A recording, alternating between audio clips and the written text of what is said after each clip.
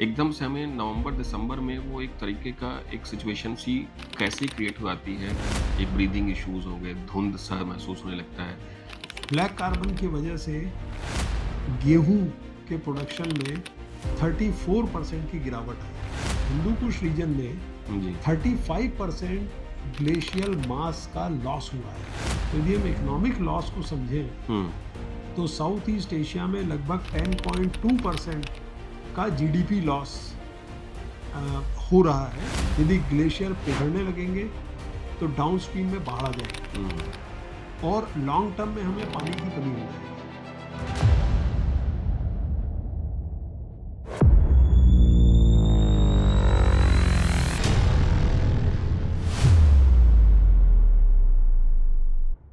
दोस्तों, GT log podcast के इस एपिसोड में एक बार फिर से आप सब लोग का स्वागत है। मैं आपका होस्ट अनुराग बाजपेयी, मेरे साथ में आज हमारे गेस्ट श्री आशीष तिवारी जी। सर, नमस्ते। बहुत-बहुत स्वागत है आपका। नमस्ते। सर के बारे में जितना कुछ कहा जाए वो कम है, इनको किसी परिचय की मोहताज नहीं है। सर ने एमटेक डिग्री आईआईटी दिल्ली से जी, सॉलिड स्टेट मटेरियल में की जी, और उसके बाद आईएफएस जो यूपीएससी के थ्रू एक एग्ज़ाम होता है, उसमें आईएफएस में 1995 से जी। आप कार्यरत हैं। पहली पोस्टिंग सर की मुरादाबाद डीएफओ की तरह हुई। शुरुआत आपने वहीं से कार्य शुरू किया? थोड़ा-सा इसमें सुधार करूँगा। पहली जी। पोस्टिंग मेरी दुधवा टाइगर रिज़र्व में हुई थी, अच्छा। 99 में। हुँ। और मैं उस समय दुधवा में that was my first posting जी, एज़ डीएफओ। तो दुधवा चूँकि एक टाइगर रिज़र्व है, जी। तो वहाँ की टर्मिनोलॉजी में डीएफओ को डिप्टी डायरेक्टर बोलते हैं। Deputy director. डिप्टी डायरेक्टर, जी। Deputy director project tiger, Dudhwa tiger reserve. अरे वाह! So that was my first posting, जी, and I served in Dudhwa for 3 years, जी, and after that I went to Muradabad. जी। जी, very nice.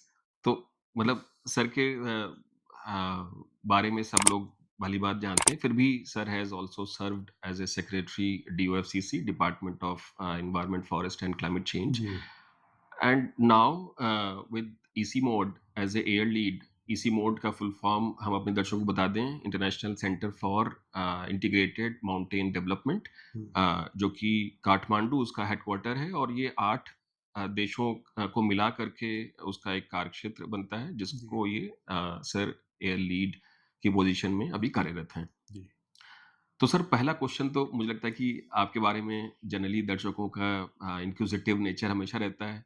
वो जानना चाहते हैं कि आशीष तिवारी जो 30 साल पहले थे जब डीएफओ से स्टार्ट की और आज के समय में लगभग 30 साल का अंतर हो गया है। या तो क्या डिफरेंस आपको लगता है कि पहले के कंपैरिज़न में और आज के कंपैरिज़न में है, आपको खुद महसूस होता है? वाक़ई में एक लंबी यात्रा है ये जी, 30 साल की। और मैंने 1995 बैच मेरा है, जी, तो शुरुआत में 3 साल तो ट्रेनिंग होती है, जी, और मैं 98 में उत्तर प्रदेश में आ गया था। जी। और यहाँ आने के बाद जैसा मैंने बताया, शुरू में हमारी ऑन द जॉब ट्रेनिंग होती है, हुँ, और उसके साथ फिर पूरी करने के बाद हुँ। मैंने जैसा अभी बताया कि दुधवा टाइगर रिज़र्व मेरी पोस्टिंग हुई शुरुआत की थ हाँ। शुरुआती दौर में। जी। उसके बाद मैं मुरादाबाद में रहा, मेरठ में डीएफओ रहा, फिर हुँ। मेरी एक बहुत अच्छे घनघोर जंगल वाले इलाके में पोस्टिंग हुई, जो हमारा सोनभद्र डिस्ट्रिक्ट है, जी, मिर्ज़ापुर के पास। मिर्ज़ापुर के पास में। हुँ, तो और उसके बाद फिर मैं एनवायरनमेंट सेक्टर में आ गया। फिर हुँ, उसके बाद मैं फिर से दुधवा टाइगर रिज़र्व में कतर्निया घाट सेंचुरी में मेरी पोस्टिंग हुई। हुँ, और उसके बाद मैं लगभग अपने इस करियर की आधी यात्रा करने के बाद, हुँ। 30 साल जैसा आपने कहा मेरा करियर है, जी, तो उसके बाद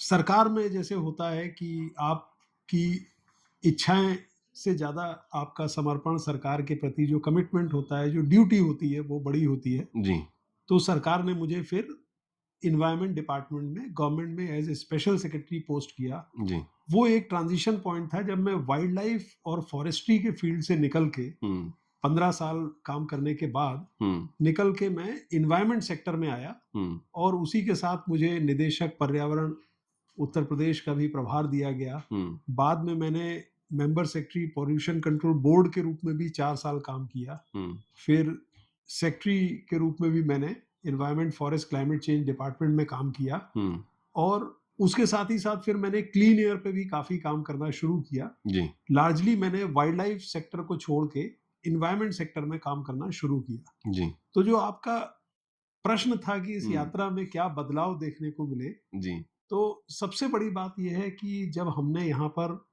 अपनी सेवा शुरू की थी, इस क्षेत्र में, मैं जी, केवल एक राज्य की बात नहीं कर रहा हूँ, हुँ, इस पूरे क्षेत्र की बात कर रहा हूँ, हुँ, तो हवा काफ़ी शुद्ध होती थी। हुँ, 30 साल में ये चेंज देखने को मिला। हुँ, जनसंख्या का दबाव, अर्बनाइज़ेशन, हुँ, ये सारी चीज़ें भी इतनी ज़्यादा नहीं थी। हुँ, जैसे आज हम लोग जहाँ पर बैठे हैं, जी, ये गोमती नगर कॉलोनी इतनी बड़ी नहीं थी। जी, बट ओवर द डेकेड्स इसमें काफ़ी अर्बनाइज़ेशन हुआ है, हुँ, माइग्रेशन हुआ है रूरल एरियाज़ से अर्बन एरियाज़ की तरफ हुँ, और अर्बन एरियाज़ अब एक बड़े यू कैन से human activity centre for human activity, जिसको हम लोग एंथ्रोपोजेनिक एक्टिविटी कहते हैं, हुँ, उसके रूप में सामने आ रहे हैं हुँ, और इसके लिए एक अपॉर्चुनिटी भी है, हुँ, क्योंकि जो भी आउट माइग्रेशन होता है हुँ, वो एक प्रकार से आजीविका की, करियर की अपॉर्चुनिटीज के कारण हुँ, उससे होता है। बट अपॉर्चुनिटी के साथ साथ जब ह्यूमन एक्टिविटी बढ़ती है तो चैलेंजेस लेकर आती है। जी, तो 30 साल में यदि बहुत विजिबल चैलेंज बोलेंगे हुँ, तो शहरों के वातावरण में, पर्यावरण में चेंज आया है। ये उत्तर प्रदेश के लिए नहीं है, ये पूरे हमारे इस क्षेत्र के लिए, हमारे देश में भी जहाँ-जहाँ अर्बनाइज़ेशन हुआ है। हुँ, दूसरा, ट्रैफ़िक की समस्या हुँ, देखने को मिलती है हुँ, कि ट्रैफ़िक कंजेशंस हैं, जाम है, इस हुँ, तरह से है। हुँ, तो कहीं न कहीं यदि उसको now if I tell in the language of a policy planner, hmm, now these issues are mostly related to urban planning. Hmm, hmm, So earlier, we used to see that the urban planning was very much in place, hmm, but now the pressure has increased. Hmm, So the challenges of urban planning, the cities have started growing. Hmm, I would like to cite one example that hmm, India adds to urban space equal to Chicago city every year. Wow!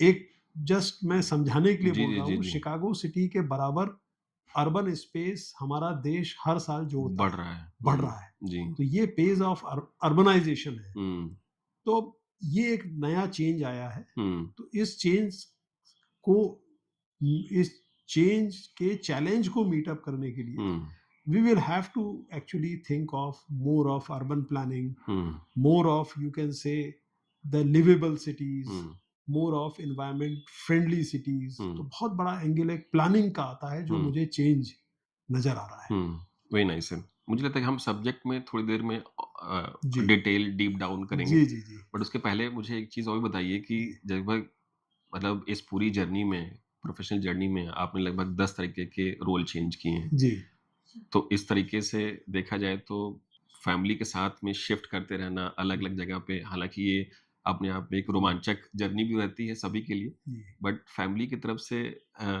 कैसा सहयोग रहा है पूरी journey में आपकी? देखिए, बहुत ही अच्छा सहयोग फैमिली की तरफ से रहा जी। और मैं खासकर हमारे उत्तर प्रदेश राज्य में मैं एक चीज महसूस करता हूँ हुँ, कि लगभग सारे शहरों में जहाँ जहाँ मैं पोस्टेड रहा, शिक्षा की व्यवस्था बड़ी मुकम्मल है।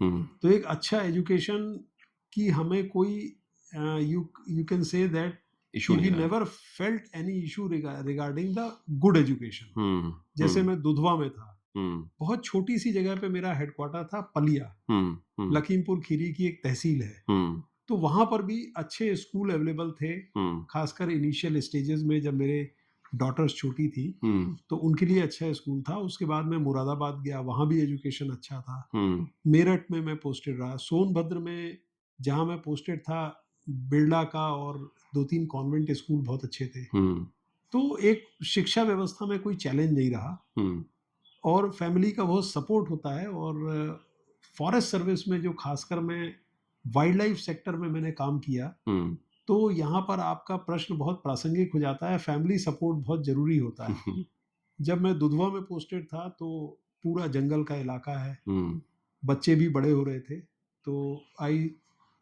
Prefer to set up my family in Lucknow. Hmm, तो कई बार ऐसा होता था 4-4 दिन तक फ़ोन पे भी बात नहीं हो पा रही है। हुँ, तो ऐसी स्थिति में जो फैमिली का बैकअप रहता है, जो मेरी वाइफ़ हैं, वो भी डॉक्टरेट हैं, हुँ, उनका जो बैकअप था, कहीं न कहीं उसके कारण मैं बहुत अच्छे से अपने प्रोफ़ेशन को निभा पाया, जी, अपनी गवर्नमेंट ड्यूटीज़ को निभा पाया। बहुत बढ़िया। सर एक और चीज़ है, जैसे 30 साल पहले जब करियर स्टार्ट हुआ है, तो देखा है तो उस समय गवर्नमेंट जॉब या जो इस तरह की सेटल्ड लाइफ़ का जो सपना है, वो इस तरीके की परीक्षाओं के थ्रू ही आता है। हुँ, यूपीएससी से आईएफएस को सेलेक्ट करना, हुँ। अपने आप में एक नॉलेज या डिलीजेंस को भी रिप्रेजेंट करता है।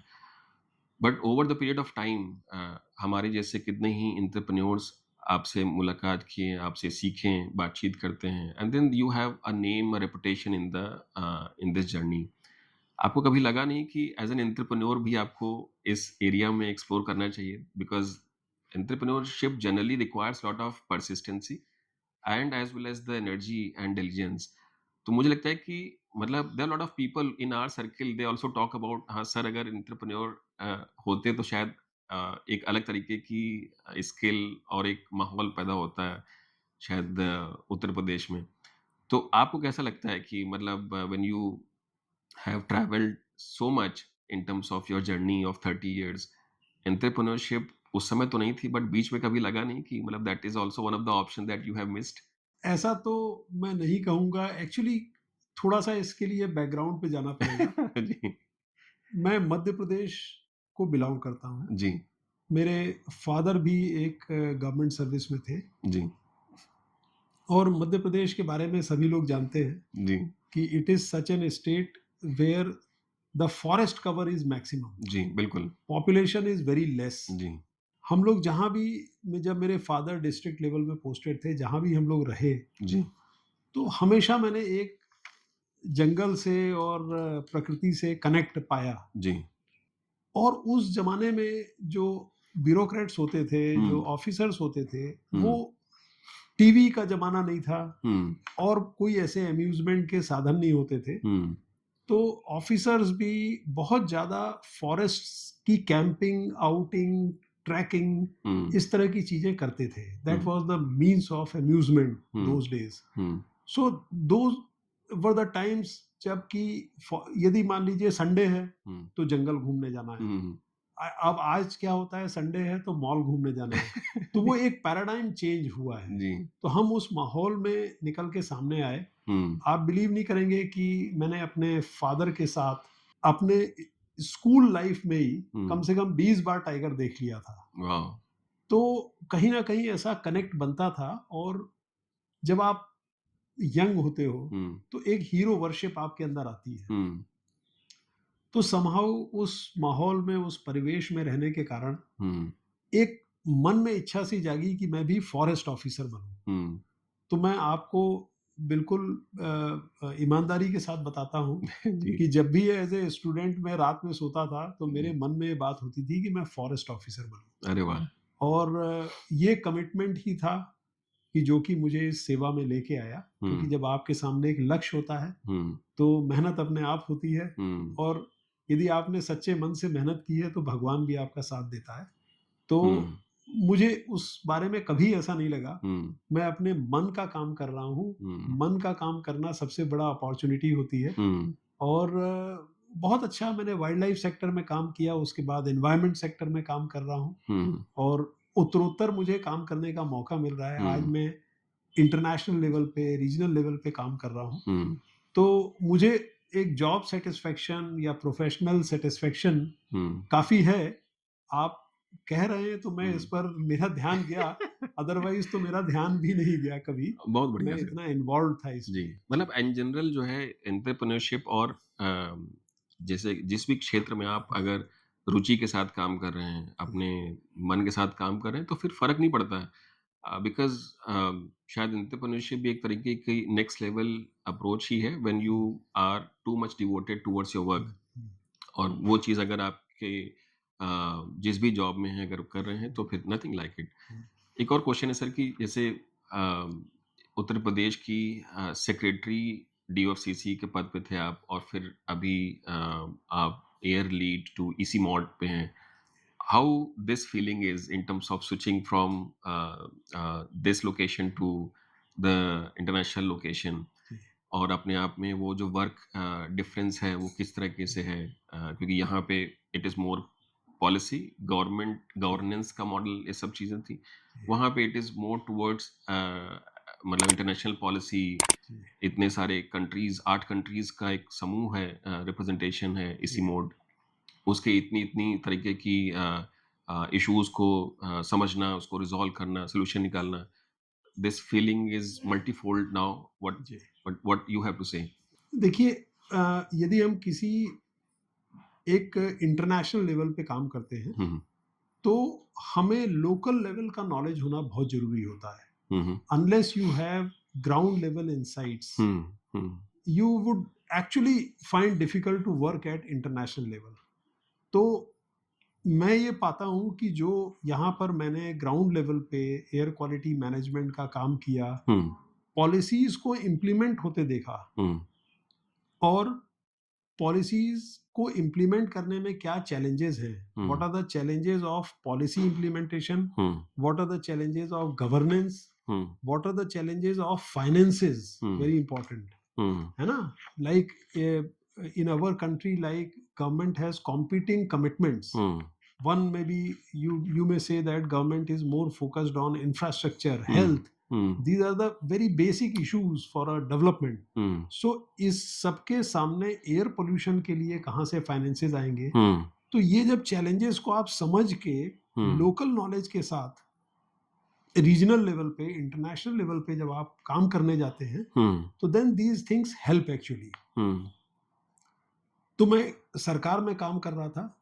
अब जैसे मैं आपको एक एग्जांपल दूँगा, सर मतलब थोड़ा-सा समझने में कि कैसे हेल्प होगी। हुँ, यदि हमें रीजनल कोऑपरेशन चाहिए, हुँ, तो सबसे पहले the necessary thing of regional cooperation would be having a robust national strategy. हुँ, यदि आपकी राष्ट्र की एयर क्वालिटी मैनेजमेंट की हुँ, पुख्ता यदि रणनीति नहीं है, हुँ, तो आप रीजनल कोऑपरेशन कैसे कर पाएँगे? बिल्कुल सही बात। तो चीज़ें वहाँ से शुरू होती हैं। हुँ, तो काफ़ी मुझे मदद मिली, जो मेरा एक्सपीरियंस था यहाँ काम करने का, हुँ, उसको हम कैसे रीजनल लेवल पे ले जा सकते हैं। हुँ, और जब हम रीजनल कोऑपरेशन के बारे में बात करते हैं, तो कैसे रीजनल कोऑपरेशन में नेशनल जो स्ट्रैटेजी है उसकी कमी के हुँ, कारण क्या चैलेंजेस आते हैं, हुँ, how do we align national strategies into regional perspective, that becomes very important. Hmm, You can understand it in other way hmm, if I tell you कि see there are 8 states in India which are falling in Indo-Gangetic plains. जी। I am just contextualizing in हाँ, terms बिल्कुल of ठीक air बात है। quality जी, management. Punjab, Haryana, Delhi, Uttar Pradesh, Bihar, little part of Jharkhand, Jharkhand. Hmm, then West Bengal. हुँ, ये स्टेट्स हो गए। चंडीगढ़ एक हुँ, यूनियन टेरिटरी भी इसमें आएगा, तो 8 की गिनती होती है इस हुँ, तरह से।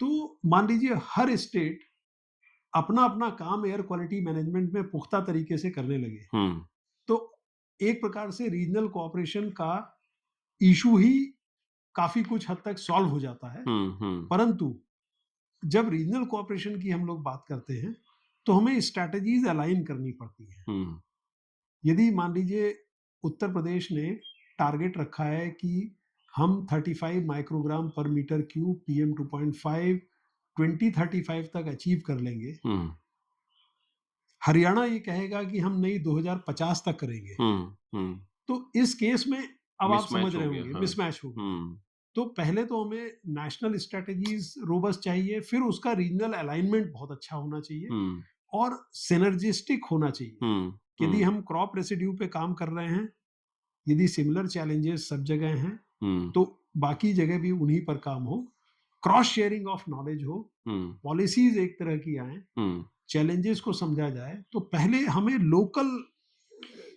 तंत्र को बड़ा मजबूत करना पड़ेगा इसमें हुँ, आगे जाने के लिए। बुनियादी काम वही होना है। हुँ, यदि रीजनल कोऑपरेशन की हम लोग बात करते हैं, तो बुनियादी जो कार्य है हुँ, वो नेशनल और स्टेट और सिटी और रूरल लेवल पे होना है। हुँ, तो इस तरह से प्रोफेशनली यदि हुँ, आप कहें, जो आपका मूल प्रश्न था, हुँ, तो प्रोफेशनली एक प्रकार से मुझे कॉम्प्लीमेंटिंग लगा।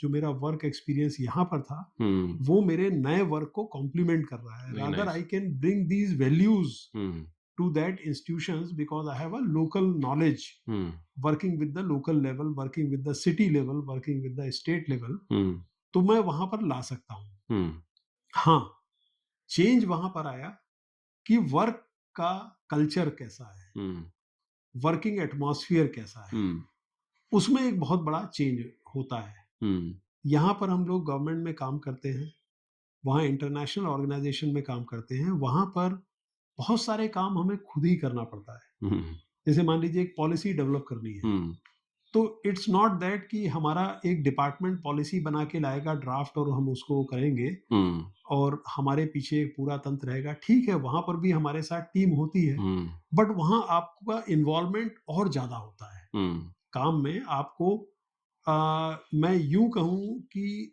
There hierarchies don't work, hmm, actually your skill hmm, has to be put into. Your या मेन यदि आपके पास स्किल पॉलिसी का है हुँ, और यदि मेरे पास मेरी टीम में पॉलिसी का स्किल और किसी के पास नहीं है, तो I will have to work like a team hmm, member.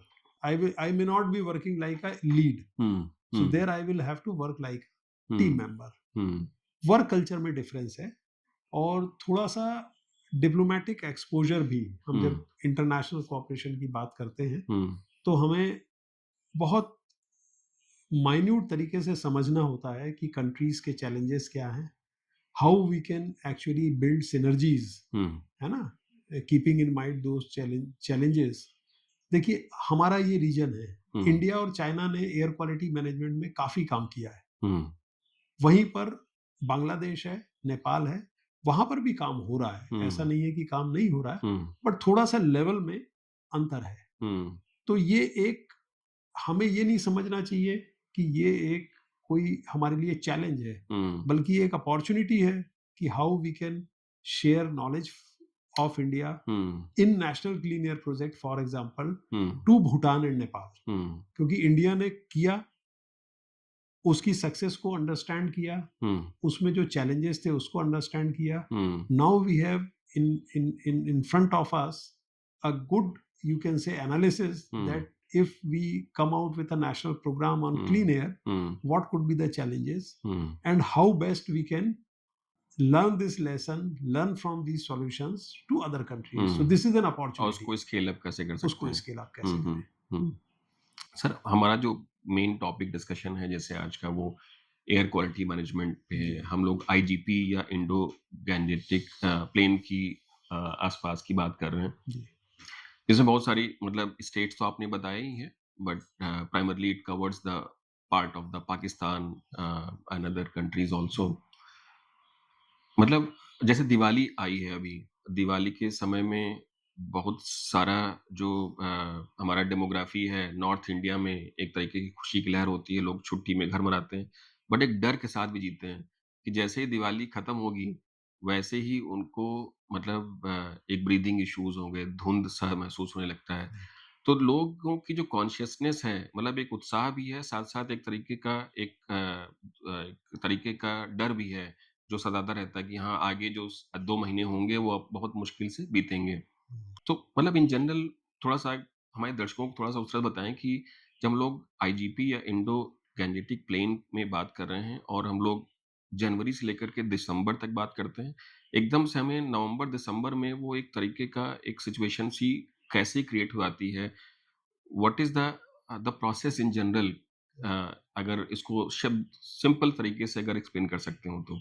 जी, बहुत अच्छा क्वेश्चन है। पहले तो मैं इस क्वेश्चन की जो कारण है जी, कि ऐसी सिचुएशन क्यों क्रिएट होती है, जी, उसके पहले मैं, जो आपने एक बड़ा अच्छा बात कही है, उस पे जाना चाहूँगा जी, थोड़ा और, क्योंकि वो बिल्कुल छू गई मुझे। जी, over the years air quality की, एयर पॉल्यूशन के प्रति अवेयरनेस जी, में बहुत ही फिनोमिनल इंक्रीज़ हुआ है। जी, सारे लोग, हमारे सिटीज़न इंडिया के सारे लोग जागरूक हो गए हैं हुँ, इम्पैक्ट ऑफ एयर पॉल्यूशन के लिए। जी, तो इस जागरूकता जो ये बढ़ी है, जैसे आप बहुत सारी स्टडीज आई हैं इस हुँ, पे। जैसे हमारा इंडो गैंजेटिक प्लेन है, हुँ, इसमें लगभग 1.5 बिलियन हुँ, पीपल रहते हैं। जो लोग 8 रहते हैं। कंट्रीज़ का आपने नाम लिया है, हुँ, इसमें 1.9 बिलियन पीपल रहते हैं, जी। जो 8 कंट्रीज़ के हमने नाम लिए हैं। जी, जी। और पूरे रीजन में जो हमारा एयर क्वालिटी है वो खराब है। हुँ, यदि हम एनुअल एवरेज निकालें हुँ, तो it is not even meeting the interim targets of World Health Organization. Hmm, hmm, World Health Organization ने 2 टारगेट्स बनाए हैं। एक बनाया है 5 माइक्रोग्राम पर metre cube hmm, PM 2.5, hmm, which is a long term, the it will have minimum impact on health. हुँ, एक है इंटरिम टारगेट, हुँ, हुँ, जो कि कंट्रीज नियर फ्यूचर में अचीव करने का प्रयास करना चाहिए, वो है 35 माइक्रोग्राम पर मीटर क्यूब। हुँ, हुँ, तो अभी हमारे ये 1.9 बिलियन जो हमारी जनसंख्या है Indo Gangetic plain Himalayan foothill की, हुँ, ये डब्ल्यूएचओ के इंटरिम टारगेट को भी नहीं मीट कर रही है। ओह! और इतना लोगों में जागरूकता आ गई है। जी। ब्लैक कार्बन और मेथेन भी एयर पोल्यूटेंट के कॉमनैलिटी ऑफ सोर्सेज है। हुँ, जो एयर पोल्यूटेंट जो सोर्सेज निकालते हैं, हुँ, जैसे वाहनों का धुआं, पावर प्लांट, हुँ, वही ब्लैक कार्बन भी निकालते हैं। हुँ, ब्लैक कार्बन की वजह से गेहूं के प्रोडक्शन में 34% की गिरावट आई है। हुँ, ये हुँ, सब साइंटिफिक स्टडीज है, ये मैं जी, आंकड़े आपके सामने रख रहा हूँ। वाह! दूसरा, हमारे ग्लेशियल मास, हुँ, हुँ, मतलब जो बर्फ होता है ग्लेशियर्स में, हुँ, हुँ, ग्लेशियल मास में 35% की कमी आई है। ओह! Global warming plus black carbon का ग्लेशियर्स में डिपोजिशन। हुँ, यदि ब्लैक कार्बन के कारण तो ग्लोबल वार्मिंग हो ही रही है, हुँ, और भी green house gas emission gases हैं। हुँ, हुँ, बट ब्लैक कार्बन का जब डिपोजिशन क्रायोस्फीयर में हो जाता है, ग्लेशियर्स पे हो जाता है, हुँ, तो उसका एल्बिडो फैक्टर जो है ना, जो रिफ्लेक्टेंस होती जी, है, जी, बर्फ तो जी, बड़ी चमकदार सफेद होती बिल्कुल है, और वो लाइट गिरी रिफ्लेक्ट हो गई। हुँ, बट यदि ब्लैक कार्बन डिपॉजिट हो तो वो जाएगा तो एब्ज़ॉर्ब कर लाइट लेता है। एब्जॉर्ब करेगी, बर्फ पिघलने लगती जी, है। जी, जी। तो हमारे यहाँ हिंदू कुश रीजन में जी, 35% ग्लेशियल मास का लॉस हुआ है। ओह! 35%। और ग्लेशियर्स क्या हैं? They are repository of water. Water हुँ, यदि ग्लेशियर पिघलने लगेंगे तो डाउनस्ट्रीम में बाढ़ आ जाएगी, हुँ, और लॉन्ग टर्म में हमें पानी की कमी हो जाएगी। हुँ, हमारा पानी का रिपोजिटरी तो ग्लेशियर्स है। ये दूसरा इम्पैक्ट है। हुँ, तीसरा जो लोगों में जागरूकता आ रही है कि साउथ ईस्ट एशिया में हुँ, लगभग 3.5 साल की life hmm, life expectancy is reduced by 3.5 years. ओह! एक ये इम्पैक्ट लोगों में जागरूकता आई है। जी, जो एयर पोल्यूशन रिलेटेड जो डिजीजेज होती है, एस्चिमेटिक हार्ट्स, जी, लंग की जो रेस्पिरेटरी रेस्पिरेटरी डिजीजेज होती हैं, हुँ, वो तो अपनी जगह हैं। अब तो जिंदगी के वर्षों में कमी की भी बात आ रही है। जी, अब लोग इससे अवेयर हैं। जी, एक लास्ट इम्पैक्ट मैं बताना चाहूंगा। एक स्टडी हुई है वर्ल्ड बैंक के द्वारा। जी, साउथ ईस्ट एशिया में हमारा GDP loss due to air pollution, हुँ, जैसे प्रोडक्टिविटी घटी, काम करने की क्षमता घटी, हुँ, ज़्यादा पॉल्यूशन हो गया तो इंडस्ट्रीज को बंद करना पड़ा। हुँ, ये सारे कहीं ना कहीं लॉस, इकोनॉमिक लॉस कहलाते हैं। हुँ, तो यदि हम इकोनॉमिक लॉस को समझें हुँ, तो साउथ ईस्ट एशिया में लगभग 10.2% का जीडीपी लॉस हो रहा है। 10.2% ओह 10.2% माय का गॉड! जीडीपी लॉस हुँ, बाय 2050, हुँ, इतना लॉस आपको देखने को मिलेगा। ओह! तो एक बड़ी भारी अवेयरनेस एयर पोल्यूशन के प्रति सबके अंदर आई है। हुँ, और उसी अवेयरनेस का नतीजा है कि आज एयर पोल्यूशन पे काम हो रहा है। हुँ, एयर पोल्यूशन है, हुँ, बिल्कुल अपनी जगह पर है। Air pollution can not be mitigated हुँ, और can not be solved. The problem of air pollution can not be solved hmm, by switch off a button. It hmm, can not be solved. हमारे सामने जो world में दो बड़े बड़े success stories हैं, हुँ, एक है चाइना, लाइक एक है यूरोपियन यूएस यूनियन। हुँ, यूरोपियन यूनियन यूरोपियन ने यूनियन और चाइना ने, ये हुँ, दो बड़ी सक्सेस स्टोरी हमारे सामने है। हुँ, इन्होंने जब एयर पोल्यूशन पे काम किया तो लगभग 10 साल का समय लिया हुँ, इस एयर पोल्यूशन की समस्या को कंट्रोल करने के लिए। पूरी तरह से सॉल्व नहीं हुआ है, मगर हुँ, बहुत फिनोमिनल ग्रोथ हुई है। हुँ, हुँ, तो हमारे इस रीजन में भी एयर पोल्यूशन को सॉल्व करने के लिए काफ़ी प्रयास हो रहे हैं और ये प्रयास जो आ रहे हैं ये डेमोक्रेटिक डिमांड से आ रहे हैं। हुँ, लोग जागरूक हो रहे हैं। आप देखते होंगे ऑनरेबल सुप्रीम कोर्ट हुँ, में भी लोग पीआईएल लगाते हैं, उसमें सुनवाई चलती है। हुँ, बड़े ध्यान से उसको सॉल्व करने के लिए सरकारें भी प्रयास करती हैं। हुँ, तो हुँ, जागरूकता बहुत बढ़ रही है और एक बहुत ही पॉजिटिव सूचक है हुँ, और निश्चित तौर पे मैं तो बहुत ही ऑप्टिमिस्टिक हूँ कि अगले 10 साल में हमें इसमें बहुत एक्शन देखने को मिलेगा हुँ। एयर पोल्यूशन मिटिगेशन में। सर आपने मतलब जैसे जीडीपी रिडक्शन की बात की, अपने आप में देखा जाए तो ये एक नंबर बहुत बड़ी वैल्यू है।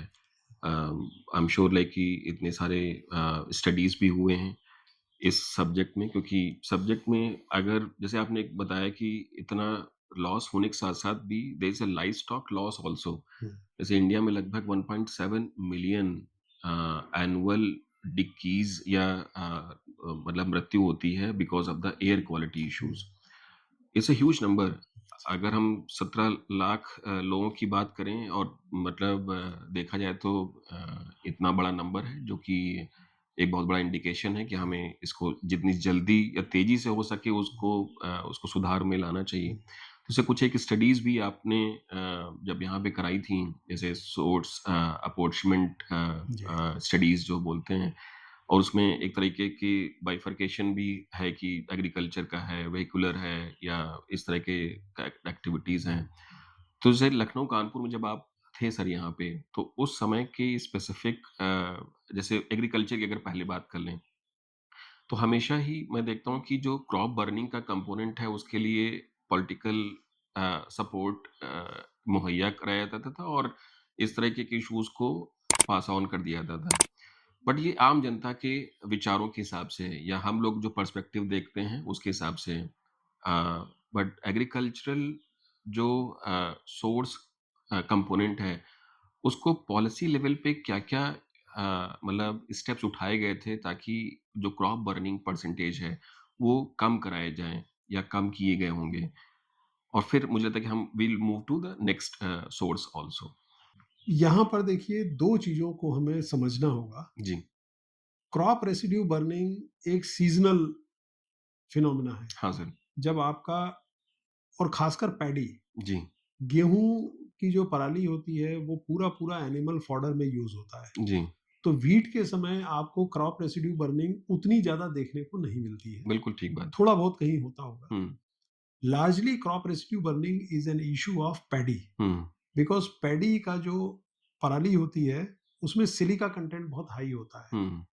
प्योर पैडी पराली को हमारा लाइवस्टॉक कंज़्यूम नहीं कर पाता है, जी। उसको मिक्स करते हैं तब कंज़्यूम हो सकता है। हुँ, दूसरा क्या है कि जो हमारे फ़ार्म मैकेनाइज़ेशन हुआ, हुँ, तो उसमें क्रॉप की हार्वेस्टिंग कंबाइन हार्वेस्टर के साथ होने लगी। हुँ, कंबाइन हार्वेस्टर की हार्वेस्टिंग में जो जब ऊपर से हार्वेस्टिंग की जाती है, हुँ, उसकी पैडी की, तो नीचे जो स्टबल्स हैं, हुँ, खूँटे, वो बच जाते हैं। हुँ, उसको किसान जलाते हैं। हुँ, तो ये एक सीज़नल पैटर्न है। जी, इस पर काफ़ी ध्यान गया है हुँ, सरकारों का और परंतु ओवरऑल यदि इसका कंट्रीब्यूशन पूरे साल के पीएम 2.5 में माना जाए, हुँ, तो उतना ज़्यादा नहीं है, हुँ, परंतु ध्यान इसलिए गया क्योंकि ये क्रॉप रेसिड्यू बर्निंग ऐसे समय होती है, जी, जब हमारी क्लाइमेटिक कंडीशन जो वेदर की कंडीशंस है, वो एडवर्स होती हैं। हुँ,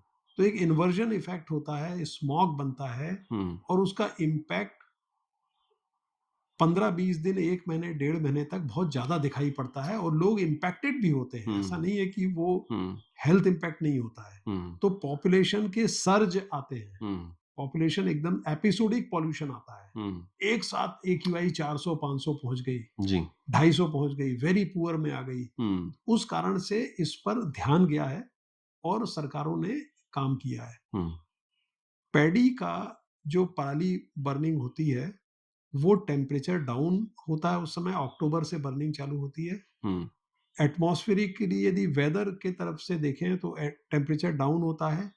वेंटिलेशन इंडेक्स जो विंड की वेलोसिटी होती है, हुँ, वो कम होती है हुँ, और ये जो सारे वेदर के पैरामीटर्स हैं ये हुँ, एडवर्स हो जाते हैं हुँ, और उस समय यदि पीएम 2.5 यदि क्रॉप रेसिड्यू बर्निंग से आता है हुँ, तो वो स्मॉग के रूप में पूरे आपके रीजन को चोक कर देता है हुँ, और उसके काफी हेल्थ इम्पैक्ट्स भी देखने को मिलते हैं। हुँ, इस पर सरकारों ने बहुत काम किया। हुँ, दो तरह से काम सरकारों ने किए हैं इस पर। हमारे भारत के परिप्रेक्ष्य में बताना चाहूँगा, जी, थोड़ा-सा ज़्यादा काम हुआ है हमारे देश में बनिस्बत की नेपाल और भूटान से भूटान, या हुँ, बांग्लादेश से। हुँ, एक होता है in situ crop residue management, हुँ, दूसरा होता है ex situ crop residue management. हुँ, हुँ, in situ crop residue management में मशीनों का प्रयोग करके उन पराली को काट के मिट्टी में मिला दिया जाता है हुँ, ताकि वो डिकम्पोज हो जाए और मिट्टी का पार्ट बन जाए। मैनूअर बन जाए। हाँ, तो वो हुँ, हैप्पी सीडर, रोटावेटर, हुँ, ये बहुत सारे फार्म इम्प्लीमेंट सरकारों ने सब्सिडी दी। हुँ, कस्टम हायरिंग सेंटर बनाए कि किसान यदि नहीं खरीद पा रहे हैं तो हायर करके ले आएं और उसको चला के इन हुँ, सिटू क्रॉप रेसिड्यू मैनेजमेंट कर दें। हुँ, दूसरा जो काम किया है सरकारों ने ex situ crop residue management, हुँ, बहुत अच्छा काम हुआ है। हुँ, पराली एक रिसोर्स है, हुँ, एनर्जी का रिसोर्स है। हुँ, यदि हम उसको कहें बायो एनर्जी का रिसोर्स है, हुँ, तो पराली को कैसे हम एक एनर्जी के सोर्स के रूप में यूज कर सके, इस पर काम हुआ है। हुँ, 4 तरह से पराली का एनर्जी के रूप में यूज किया गया इंडिया में, हुँ, काम स्टार्ट हो रहा है। हुँ, फर्स्ट इज पैलेटाइजेशन, हुँ, उसके पैलेट्स बना के यदि हम उसको को फायर करें हुँ, पावर जनरेशन में, रेगुलेशंस आए हमारे हुँ, प्रदेश में हुँ, कि पावर प्लांट को अप टू 10% को फायरिंग करनी है, पैलेट्स की एक डिमांड क्रिएशन हुआ। हुँ, तो पैलेटाइजेशन, उसके लिए आपको छोटे छोटे प्लांट लगाने पड़ेंगे, पराली को ट्रांसपोर्ट करके लाना होगा हुँ, और उसका पैलेटाइजेशन करना होगा हुँ, और एक बिजनेस मॉडल बनाने की जरूरत है हुँ, कि बिजनेस मॉडल यदि बन जाएगा तो ये चल पड़ेगा। हुँ, दूसरा है बायोचार, हुँ, यदि आप उसका अनएरोबिक कंबशन करते हैं पराली का तो वो बायोचार बनता है हुँ, जो हाई इन कार्बन कंटेंट होता है। उसके कई यूज होते हैं, फ्यूल के रूप में भी यूज होता है, वाटर प्यूरिफायर के रूप में भी यूज होता है। हुँ, तो दूसरा बायोचार आया। तीसरा है एथेनॉल। हुँ, पंजाब में प्लांट्स लगे हैं और पराली से एथेनॉल बनाया जा रहा है। हुँ, एथेनॉल को आप जानते हैं हम हुँ, मिक्स करके मिक्स करते हैं और पेट्रोल, डीज़ल। पेट्रोल की तरह हुँ, यूज कर सकते हैं। जी, चौथा जो आ रहा है कि आप उसको पेपर एंड पल्प इंडस्ट्री में भी हुँ, यूज कर सकते हैं एज ए बायो रिसोर्स। हुँ, तो मोटे तौर पर एक्स सिटू में इन 4 जगह पर काम हुआ है। इन सिटू में फार्म मैकेनाइजेशन पे काम हुआ है। हुँ, एक और काम हुआ है हमारे यहाँ, इंडियन एग्रीकल्चर रिसर्च इंस्टीट्यूट ने बड़ा अच्छा काम किया, बायोडाइजेस्टर। हुँ, हुँ, एक कल्चर है, हुँ, उसको यदि आप पराली में स्प्रिंकल कर देंगे हुँ, तो उसका डिकम्पोजिशन फास्ट हो जाता है। अच्छा, हमारे यहाँ क्या होता है कि गेहूं की सोइंग और पैडी की हार्वेस्टिंग हुँ, की विंडो बहुत छोटी होती है, तो किसान हुँ, इसी वजह से जलाते हैं कि उसका डिकम्पोजिशन नहीं हो पाता। हुँ, हुँ, 2 से 3 वीक में उनको जल्दी चाहिए उनको। व्हीट की सोइंग करनी है, हुँ, तो इस वजह से जलाते हैं। हुँ, हुँ, तो बायो डिकम्पोजर भी लाए गए हैं। तो ये बहुत सारे solution, I am very happy that Indian government has tried so many solutions. हुँ, तो अब हमारे सामने हम लोग स्टडी भी कर रहे हैं हुँ, कि every solution has a good potential. Hmm, what are the policies hmm, that have worked to take forward those solutions. हुँ, ये एक एनालिसिस की बात आती है। अब जी, हम लोग 3-4 साल इसमें काम कर चुके हैं। हुँ, हुँ, तो क्या सफल रहा, हुँ, क्या सफल नहीं रहा, हुँ, what has worked, hmm, what has not worked, hmm, what has worked, how can it be scaled up, scaled up, जी, what has not worked, why it has not worked. हुँ, तो ये एक एनालिसिस का एक सवाल आता है हुँ, और इस नॉलेज को हम लोग पूरे रीजन में ले जा सकते हैं। नेपाल, बांग्लादेश, हुँ, म्यांमार, सब जगह पैडी होती है, वेरी पूरा नाइस। पैडी जनरेटिंग है। हुँ, तो बहुत अच्छा काम हुआ है and I hmm, think India and China are two countries who have done very well in crop residue management. Hmm, Of course, we have tried so many things. Hmm, Some of the things have worked, some of the things have not worked. Hmm, But ultimately मैं ये कहूँगा हुँ, कि जो policies हमारी आ रही हैं, जो हमारा इनसाइट है इस सेक्टर के प्रति, वो है कि हमें इसको एक बिजनेस मॉडल के रूप में लाना पड़ेगा। हुँ, हुँ, government subsidies can put in place some solution initially, but short term हो सकते subsidies हैं। cannot make any solution sustainable. Right, right. So we will have to make it as a business model. हुँ, तो वो हमारे यहाँ प्रयास हो रहे हैं। हुँ, बायोचार का, बायो पैलेट का अच्छा बिजनेस मॉडल आ रहा है। बिल्कुल। पिछले 1.5 साल में जब से ये रेगुलेशन आया है कि इंडस्ट्रीज में पैलेट पैलेट्स यूज़ करेंगे। या बायो एनर्जी का हुँ, यूज कर सकते हैं, तो हमारे यहाँ एनसीआर क्षेत्र में बहुत सारे पैलेटाइजेशन के प्लांट्स आ गए हैं जी, और एक बिजनेस मॉडल बन गया है और उस पर सस्टेन कर रहे हैं, काम जी। कर रहे हैं। तो अल्टीमेटली हम फॉसिल फ्यूल को बचा रहे हैं। हुँ, हम कार्बन, यदि हम बायोमास जला रहे हैं तो हम कार्बन सीक्वेस्टर करते हैं, जलाते हैं, हुँ, फिर हम बायोमास उगा के फिर से सीक्वेस्टर करते हैं। हुँ, तो we are not adding any extra carbon to the atmosphere, हुँ, इसलिए ये एनर्जी अच्छी मानी जाती है। Very nice.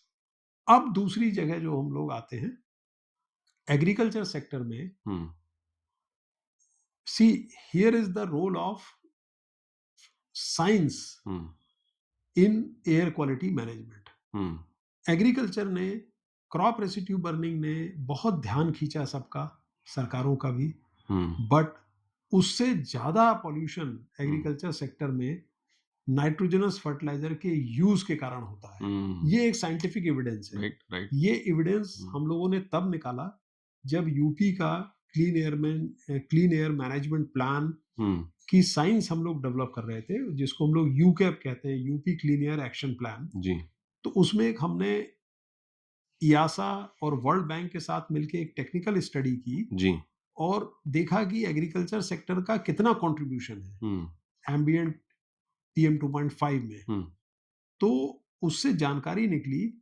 कि जो नाइट्रोजनस फर्टिलाइजर का हम लोग एप्लीकेशन करते हैं एग्रीकल्चर फील्ड में, हुँ, उससे अमोनिया एमिशंस होते हैं, हुँ, और जब अमोनिया एमिशंस एटमॉस्फेयर में जाते हैं तो atmospheric reactions break it into secondary PM 2.5 of Knox, oh! NO2 बन जाता है। Right, right, right. और सेकेंडरी एयर पॉल्यूटेंट्स बहुत लॉन्ग रेंज ट्रेवल करते हैं। हुँ, तो जितना पराली बर्निंग इंपॉर्टेंट है, हुँ, उतना ही इंपॉर्टेंट आपका यूरिया अप्लाई करना है, फर्टिलाइज़र वाला जो फर्टिलाइजर। और यूरिया पानी को भी पॉल्यूट करता है। जी, तो यदि रन ऑफ होता है, हुँ, तो यहां पर प्रश्न आता है, दो चीज आती है, फर्टिलाइजर यूज एफिशिएंसी। हुँ, हम लोगों ने पूरे इस रीजन के सारी कंट्रीज में हम लोगों ने स्टडी की हुँ, and we found that China is a country which has decoupled hmm, the use of nitrogenous fertilizer and productivity। हुँ, डीकपल का मतलब क्या हुआ, उनके यहाँ फर्टिलाइजर का यूज घट रहा है हुँ, और प्रोडक्टिविटी बढ़ रही है। बढ़ रही है, हाँ। बाकी रीजन में जो कंट्रीज हैं, यदि आप उसका एनालिसिस करेंगे हुँ, तो फर्टिलाइजर यूज बढ़ रहा है बट प्रोडक्टिविटी प्रोडक्टिविटी घट रही है। हुँ, तो यहाँ पर एक साइंस आती है फर्टिलाइजर यूज एफिशिएंसी। हुँ, सॉइल कार्बन को हम एनरिच करें ताकि जो फर्टिलाइजर डालते हैं वो पूरा एब्जॉर्ब हो। हुँ, ये नहीं होना चाहिए कि हमें यदि प्रोडक्टिविटी बढ़ानी है तो हम यूरिया डालते जाएं हुँ। डालते जाएं। और ज़्यादातर नोशन फार्मर्स में या एग्रीकल्चर डोमेन में ऐसे ही है ऐसा ही है। कि आप यूरिया डालते रहिए तो पैदावार जो है वो बढ़ जाएगी। मगर इसमें भारत सरकार ने बहुत अच्छा काम किया है। जी, एक स्कीम लेके आए हैं, पीएम प्रणाम स्कीम। पीएम प्रणाम। पीएम प्रणाम स्कीम ओके, ये एग्रीकल्चर की एक बहुत अच्छी स्कीम है। जी, वो स्कीम कुछ ये कहती है कि यदि स्टेट्स यूरिया का यूज कम करती हैं, जी, यूरिया का यूज कम करती है by way of natural farming. हुँ, एक नया शब्द आया है, ऑर्गेनिक नहीं, नेचुरल नेचुरल फार्मिंग, फार्मिंग। प्राकृतिक खेती। हुँ, यदि वो करके यूरिया का यूज कम करती हैं, हुँ, तो भारत सरकार जितनी सब्सिडी यूरिया को दे रही है, हुँ, वो सब्सिडी की बचत होगी। हुँ, मान लीजिए आज उत्तर प्रदेश में 1 मिलियन क्विंटल यूरिया यूज होता है, यदि हुँ, हम उसको 50,000 पे ले आते हैं घटा के, हुँ, तो भारत सरकार ने जो सब्सिडी दी यूरिया पर, हुँ, 50,000 टन्स पर जो सब्सिडी दी, वो सब्सिडी की बचत हुई। हुँ, भारत सरकार उस सब्सिडी को स्टेट गवर्नमेंट के साथ शेयर करेगी हुँ, और स्टेट गवर्नमेंट फार्मर्स के साथ भी शेयर कर सकते हैं। वाह! तो एक बहुत अच्छी स्कीम आई है, पीएम प्रणाम स्कीम, हुँ, जिस पर पूरे देश में काम हो रहा है। हुँ, और ऐसी स्कीम्स फर्टिलाइजर यूज एफिशिएंसी की तरफ धीरे धीरे ले जाती हैं। हुँ, हालांकि फर्टिलाइजर यूज एफिशिएंसी एक बहुत ही टेक्निकल फील्ड है। हुँ, हमारे फार्मर्स का बिहेवियरल चेंज जब तक नहीं होगा हुँ, क्योंकि उसके किस तरह से फर्टिलाइज़र लगाना है, सॉइल कार्बन कैसे बिल्डअप करना है, हुँ, वो एक बिहेवियरल चेंज होगा और प्रोडक्टिविटी पर भी एडवर्स इम्पैक्ट ना पड़े। हुँ, क्योंकि हम जब एक सिस्टम से दूसरे सिस्टम में जाते हैं, हुँ, तो productivity is a major concern. मान लीजिए फार्मर्स की हुँ, पर हेक्टेयर जो टनेज है हुँ, प्रोडक्शन का, व्हीट का या पैडी का, हुँ, यदि वो कम हो रहा है हमारे नए सिस्टम से, हुँ। तो एक चैलेंज आता है हाँ, उस बिल्कुल, स्कीम के अपटेक में। बिल्कुल। तो ये काम हो रहे हैं इस डायरेक्शन हुँ, में।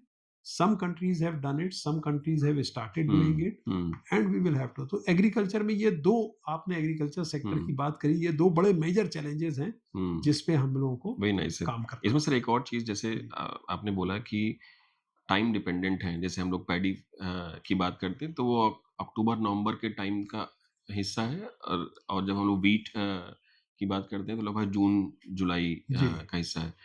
तो आपने बिल्कुल सही बताया कि जब जून-जुलाई में जो क्रॉप बर्निंग के जो परसेंटेज है it's very less, may be not more than 5%, जबकि अक्टूबर टाइम में लगभग 30-35% के आसपास है। हुँ।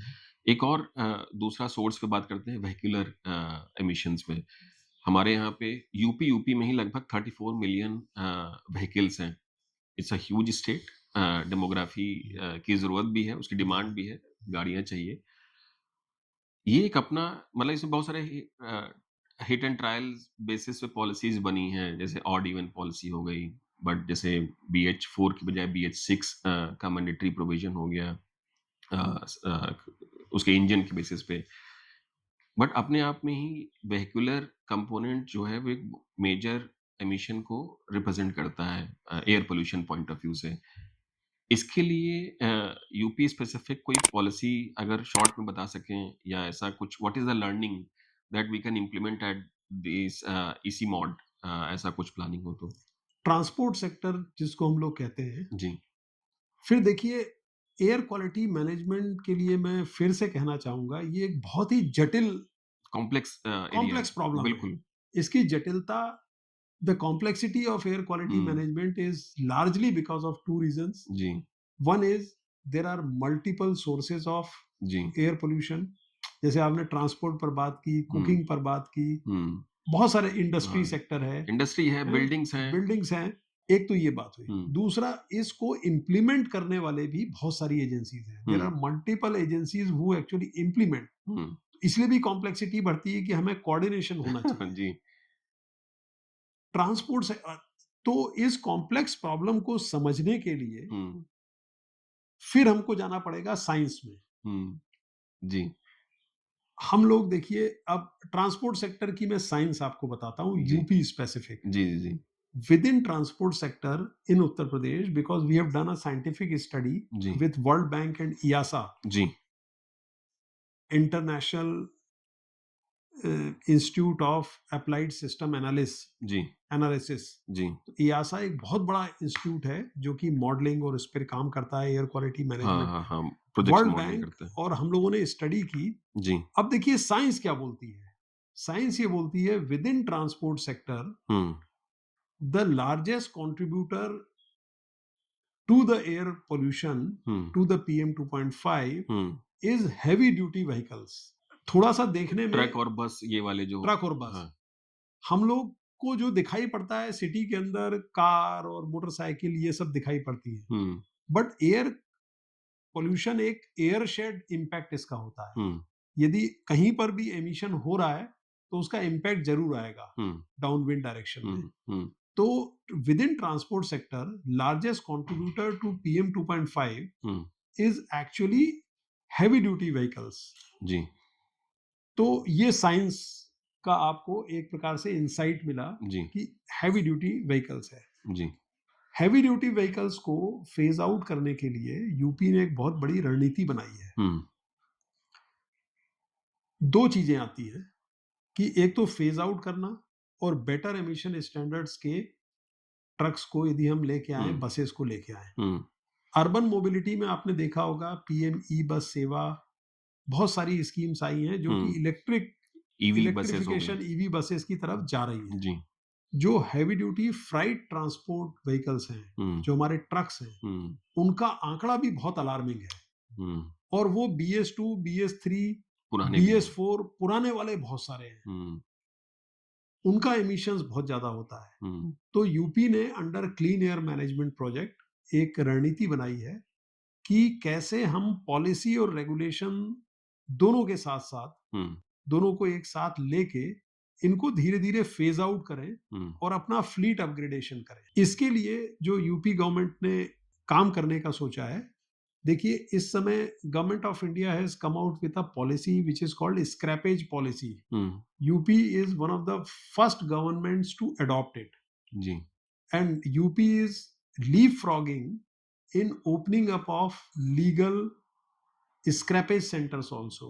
जी, तो स्क्रैपेज पॉलिसी में यदि आप अपने ट्रक को जो पुराना हो चुका है स्क्रैप कराते हैं तो you hmm, get a value hmm, which is around 5% of the cost. हुँ, तो आपको स्क्रैप वैल्यू मिलती है, वो एक प्रकार से आपको एक फाइनेंशियल इंसेंटिव हुआ।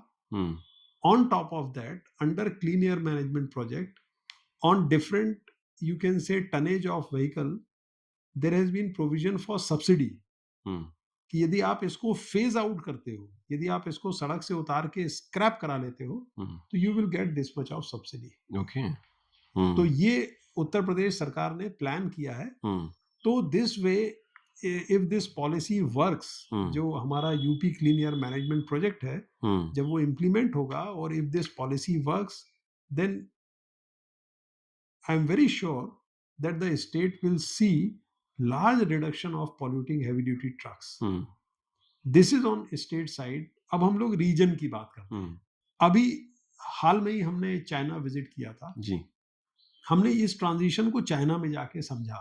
हुँ, China is the globally most successful in phasing out polluting lower emission standard heavy duty trucks. हुँ, हुँ, तो चाइना का जब हमने मॉडल समझा तो उन्होंने भी रेगुलेशन को टाइट किया, हुँ, सब्सिडी दी कि हुँ, आप इसको फेज आउट करिए। हुँ, और जो चाइना 6 स्टैंडर्ड एमिशन के ट्रक्स आए हैं, अब हुँ, 5 मिलियन के करीब ट्रक चाइना में हो गए हैं, हुँ, उसकी वो real time tailpipe emission monitoring करते हैं। हुँ, हुँ, they do real time tailpipe emission monitoring of China 6 trucks.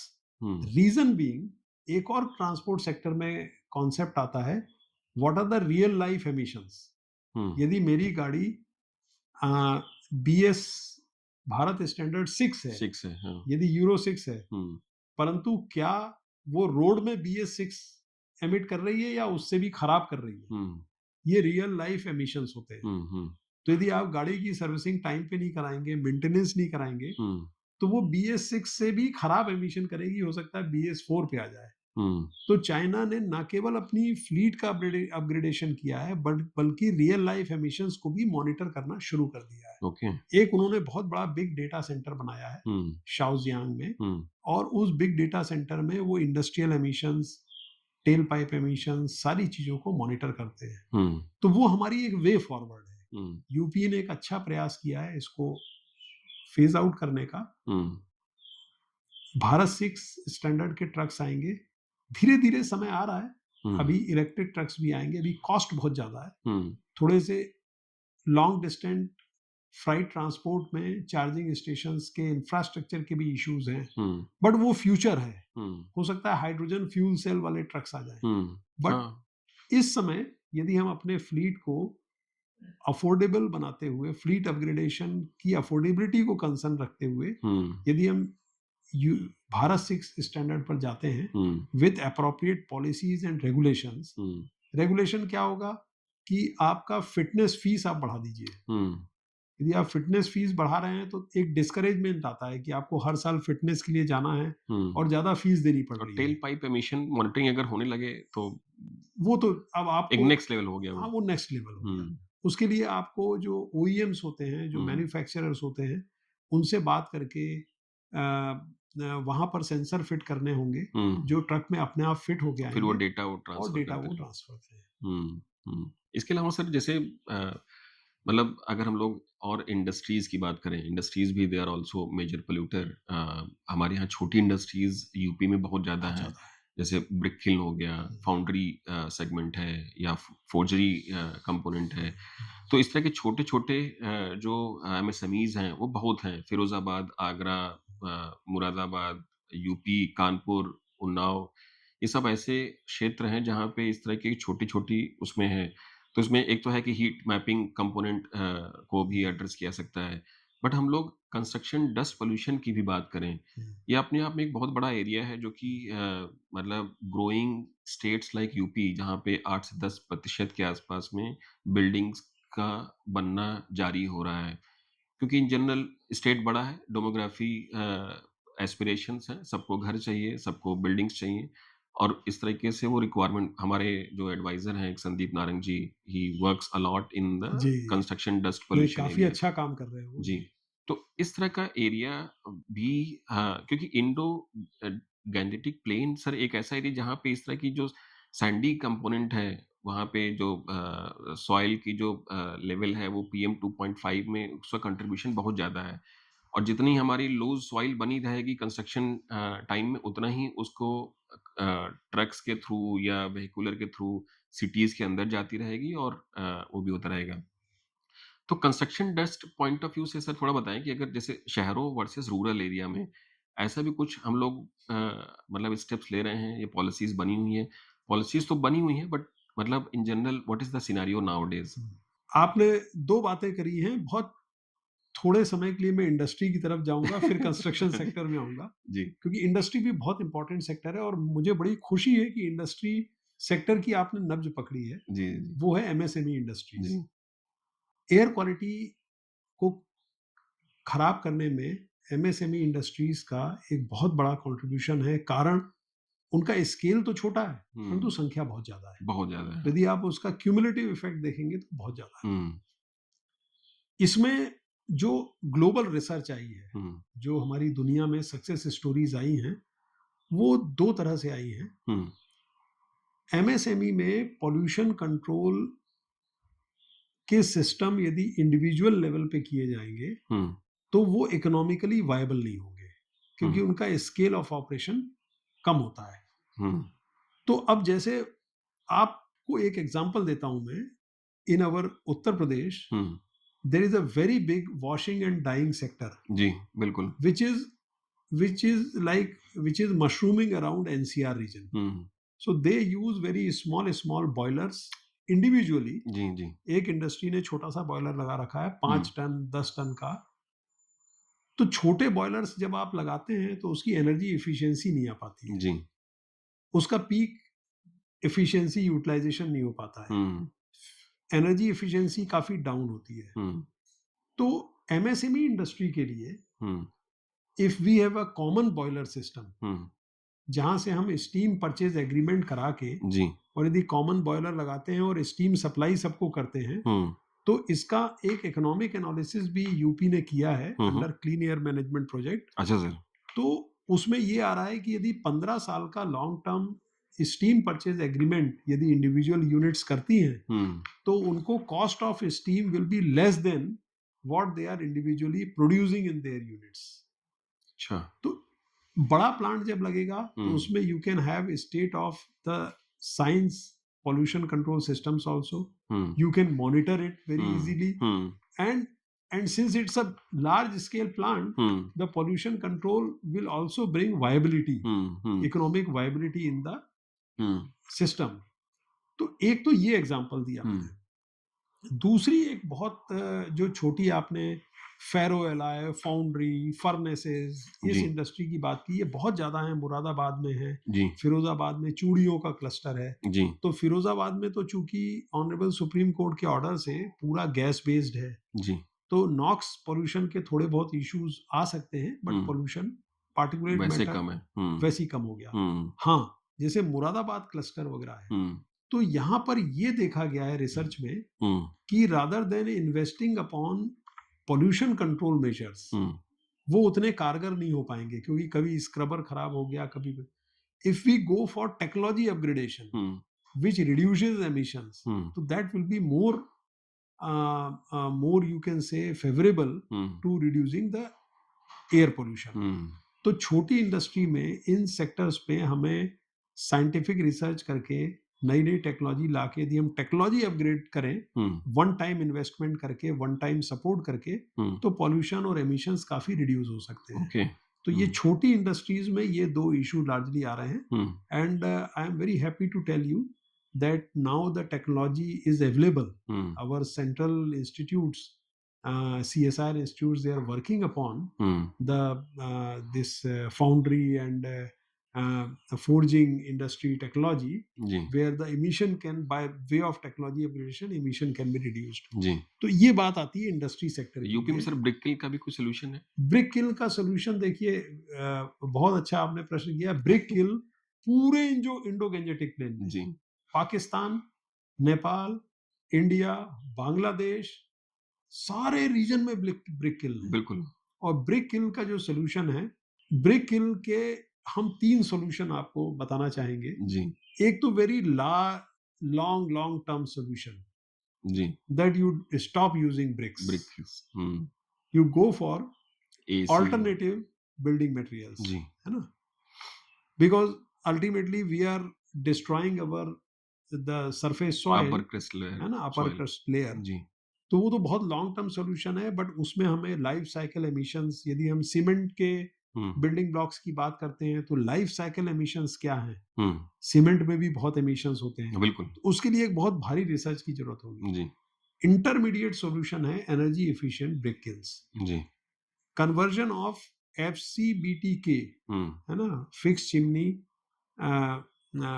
जो वाला ब्रिक होता है जो हमारा इस समय, जी, उसको यदि हम कन्वर्ट करते हैं जिगजैग ज़िगज़ैग। ब्रिक पे, हुँ, हुँ, तो उतना कारगर नहीं है, मगर हाँ फर्स्ट लेवल की हुँ, एक प्रकार से एफिशिएंसी उसमें आती है. हुँ, इसमें जो टेक्नोलॉजी है हुँ, आगे की, वो है एनर्जी एफिशिएंट ब्रिक की, हुँ, जहां पर आप ब्रिक्स को इंटरनल कंबशन में ले जाते हो. हुँ, यदि आप जो ईंट बनाने के लिए मिट्टी यूज हुँ, होती है, हुँ, यदि आप उसमें कंबस्टेबल मटेरियल मिला देते हो, हुँ, मान लीजिए कोयले का चूरा मिला दिया, हुँ, पराली मिला दी, हुँ, हुँ, और उसके बाद जब आप ब्रिक बनाते हैं हुँ, तो ईंट अंदर से पकती है हुँ, और परफोरेटेड भी हो जाती है, हुँ, ताकि वो आपकी ग्रीन बिल्डिंग में भी अच्छी यूज होती है. हुँ, प्लस उसमें एनर्जी एफिशिएंसी इंप्रूव कर जाती है and the energy consumption reduces by 30 to 40%.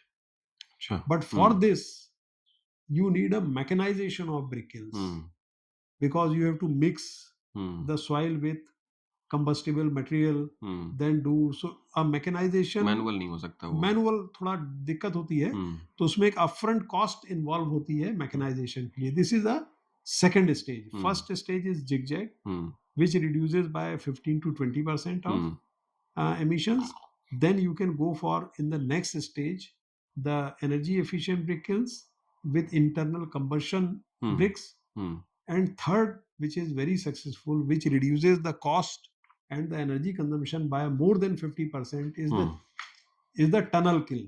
या वो बिल्कुल। बहुत लार्ज स्केल होते हैं. हुँ, वियतनाम, चाइना में टनल किल्न होते हैं. हुँ, उसमें बेसिकली एक रेल में ईंट चलती है एक हुँ, टनल के अंदर, हुँ, और पकते हुए बाहर दूसरी तरफ निकलती है. हुँ, तो जो बीच में आपका भट्टी होती है, हुँ, उसमें से जो हीट निकलती है तो वो ईंट की प्री हीटिंग करती है, तो हीट रिकवरी बहुत ज़्यादा होती है हुँ, और सारी हीट का ईंट को पकाने में यूज़ होता है, लॉस कम होते हैं. हुँ, तो tunnel kiln could be very very large scale. हुँ, हमारे यहाँ यूपी में क्लीन एयर मैनेजमेंट प्रोजेक्ट में 20 टनल किल्न के लिए सब्सिडी का प्राविधान रखा गया है. अच्छा। तो उससे एनर्जी एफिशिएंसी आपकी 50-55% तक आ जाती है. हुँ, तो ईंट के ये स्टेजेस हैं, और अल्टीमेट स्टेज है हुँ, कि आप ईंट को फेज आउट कर दें. हुँ, you may work upon the science में, work upon hmm, different type of construction materials. बिल्कुल, हाँ, पॉसिबिलिटी तो है ही एज है। A forest officer I will say wood is good. हाँ, बिल्कुल ठीक बात है सर। आप लकड़ी के घर बनाइए जी, और वॉल पैनल्स भी लकड़ी के यूज करिए. जी, आप ना सुपर स्ट्रक्चर में पाइल्स और कॉलम्स ये सब सीमेंट कंक्रीट के बना लीजिए. बाकी आप पूरा लकड़ी यूज करिए. लकड़ी आपका कार्बन लॉक्ड रहेगा. हुँ, हमारे एग्रो फॉरेस्ट्री सेक्टर का भी डिमांड क्रिएशन होगा, हुँ। और हम कार्बन को लॉक करेंगे और बिल्डिंग में यूज करेंगे. तो हो तो दैट वे सकता ही है ऐसे क्योंकि आप बिल्कुल हो देखिए सकता है. जितनी भी स्कैंडिनेवियन कंट्रीज़ हैं या यूरोपियन कंट्रीज़ हैं, वहाँ पे आप एफएससी सर्टिफाइड वुड है, देयर हाँ, आर फॉरेस्ट जो कि इंडस्ट्री की तरह लोग वहाँ पे उसको जी। उगाते हैं और फिर उसको काटते हैं and then they use it for the मुझे मौका मिला फ़िनलैंड जाकर देखने का, अच्छा से तो पेपर एंड पल्प का बहुत बड़ा सेक्टर है फ़िनलैंड जी, में जी, जी। और वहाँ पर प्राइवेट फ़िनलैंड कंट्री का 60 to 70% forest is under private forestry. जी, जैसे हमारे यहाँ खेत होते हैं, उनके यहाँ फॉरेस्ट होते फॉरेस्ट हैं होते हैं, हाँ। And they do scientific management जी, और the bioenergy domestic sector में भी 40-50% bioenergy is used by the forest based resources. जी, पेपर एंड पल्प इंडस्ट्री सबसे बड़ी है फ़िनलैंड की, जी, इकोनॉमी सस्टेन कर रही है।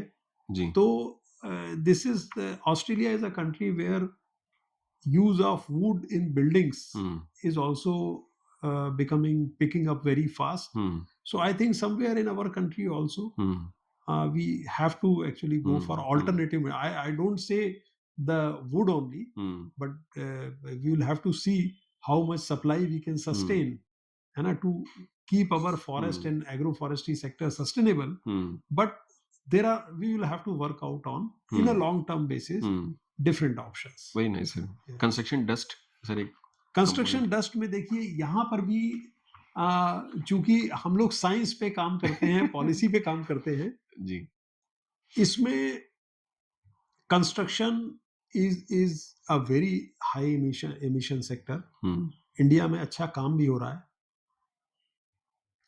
इसकी दो फिलॉसफी है हुँ, कि पहले तो आप पोल्यूशन क्रिएट करिए हुँ। फिर उसको सॉल्व करने का प्रयास करिए और दूसरी जी, फिलॉसफी है कि आप ऐसा काम करिए कि पोल्यूशन आए ही ना आई ना। तो मैं कंस्ट्रक्शन सेक्टर में वे फॉरवर्ड भी आपको बताऊंगा जिस पे हुँ, हम लोगों ने रिसर्च भी की है हुँ, हुँ, मेरा एक पेपर अभी अंडर पब्लिकेशन है और एक चाइना का मॉडल भी बताऊंगा जिस जो कि काफी हद तक इंडिया में फॉलो होना शुरू हो गया है अच्छा। कुछ अभी एक्सपेरिमेंट्स इंडिया में हुए हैं हुँ, आपकी एक कंस्ट्रक्शन साइट है um, you have to video fence and sensor fence um, जो लो कॉस्ट सेंसर आते हैं हुँ, हुँ, उनसे आप अपनी साइट को फेंस कर दीजिए हुँ, वीडियो फेंसिंग भी कर दीजिए ताकि आप उसको रिमोटली देख सकें हुँ, और सेंसर फेंसिंग भी हो जाए हुँ, चाइना में हमने कंस्ट्रक्शन साइट देखी जाके हुँ, हुँ, जिसमें वीडियो फेंसिंग भी थी और एयर क्वालिटी सेंसर फेंसिंग भी थी हुँ, और द मोमेंट उस साइट में फ्यूजिटिव एमिशंस एक पर्टिकुलर लेवल से जाते हैं हुँ। उनका जो स्प्रिंकलर सिस्टम बाउंड्री पे लगा है वो ऑटो अपने ऑन आप हो चालू हो जाता है। जाता है ऑन ओके। हो जाता है हुँ, तो बहुत अच्छा काम बहुत सारी संस्थाओं ने किया है हुँ, कि हमें कंस्ट्रक्शन डस्ट को कम करने के लिए क्या-क्या करना चाहिए? हुँ, आज की तारीख में एक समय चैलेंज था कि लोगों को पता ही नहीं था क्या करना है। हुँ, आज कम से कम एक साइंस अपनी जगह है कि हाँ, हुँ, आप स्मॉग गन लगाइए, हुँ। आप कंस्ट्रक्शन सामग्री को कवर करके हाँ, रखिए, स्टैक करके रख है लीजिए। ना? और स्प्रिंकलर सिस्टम लगाइए, हॉल रोड का मैनेजमेंट प्रॉपर होना चाहिए, वहाँ से धूल ना उड़े, हुँ, व्हील वॉशिंग होनी चाहिए, साइट में आने-जाने हुँ, कंस्ट्रक्शन सप्लाई वाले, पूरी साइंस एक डेवलप हो गई है। हुँ, गैप कहाँ पर है? इसका इम्प्लीमेंटेशन। हुँ, गवर्नेंस इम्प्लीमेंटेशन इसमें गैप है। हुँ। तो इस पे अच्छा प्रयास किया था हम लोगों ने, एक डस्ट ऐप करके बनाया है, जी।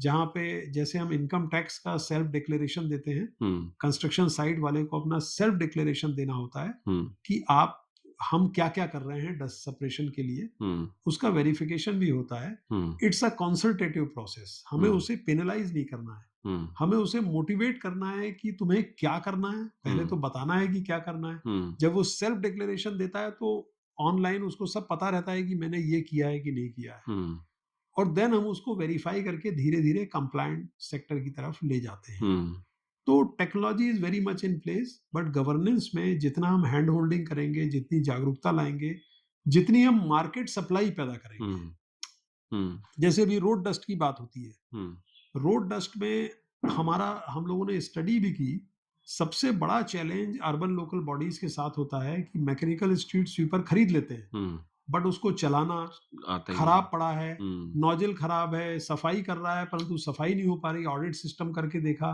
तो हुँ, धूल चल भी रहा है परंतु धूल नहीं उठा रहा है हुँ, तो ये बहुत सारे सिस्टम आते हैं तो इस पर हम लोगों ने सलाह दी और अब काफी नगर निगमों ने उस पर काम करना शुरू किया है हुँ, कि आप रोड मैकेनिकल रोड स्वीपिंग को एज ए सर्विस परचेज करिए हुँ, आप मशीन मत खरीदिए, हुँ, खुद करने की कोशिश मत करिए। Um, now as a service you can purchase this um. Service, they are vendors they are vendors, और फिर they will उसको do, आप and you put in place an audit system, hmm, and based upon that fool proof audit system, वो भी हुँ। हम लोगों ने लखनऊ नगर निगम के लिए डेवलप किया है। Very nice. उस ऑडिट सिस्टम के आधार पे आप पेमेंट करिए। हुँ, बट इसके लिए आपको एक डिमांड क्रिएट करके, पॉलिसी सपोर्ट करके वेंडर्स को हुँ, तैयार करना पड़ेगा हुँ, कि आज एनसीआर में 100 मैकेनिकल रोड स्वीपर के सप्लायर मिल जाए हुँ, सर्विस देने के लिए। हुँ, तो वो पॉलिसी पे हम लोगों को काम करना पड़ेगा, बट हुँ। ये एक बेटर सॉल्यूशन है। बिल्कुल ठीक बात कर रहे हैं। Coming back to the construction sector, hmm, the long term solution which is being implemented across the world is shifting towards precast construction.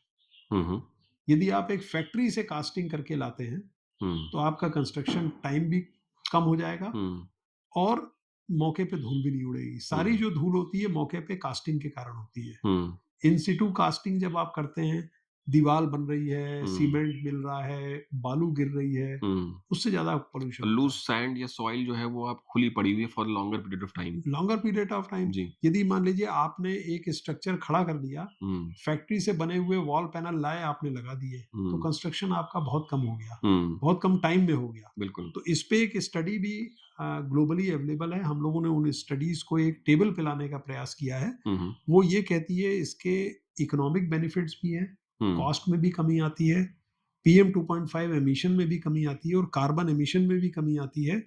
और प्रीकास्ट कंपोनेंट्स यदि आप बिल्डिंग में यूज करते हैं हुँ, तो it is very conducive to circularity of building waste materials. Um, यदि आपके पास कंस्ट्रक्शन एंड डिमोलिशन वेस्ट है, उसका यूज करके आप प्रीकास्ट एलिमेंट्स बना सकते हैं जो बिल्डिंग में यूज होता है। तो हुँ, इट ऑल्सो फोस्टर्स द सर्कुलरिटी। हुँ, तो ये एक वे फॉरवर्ड है हुँ, हुँ, वेरी हमारे नाइस। कंस्ट्रक्शन सेक्टर के बिल्कुल ठीक लिए। बात है सर और मुझे भी लगता है कि शायद ए इसमें 2-3 चीज़ों का ख़्याल पॉलिसी लेवल पे हमें रखना जी। पड़ेगा।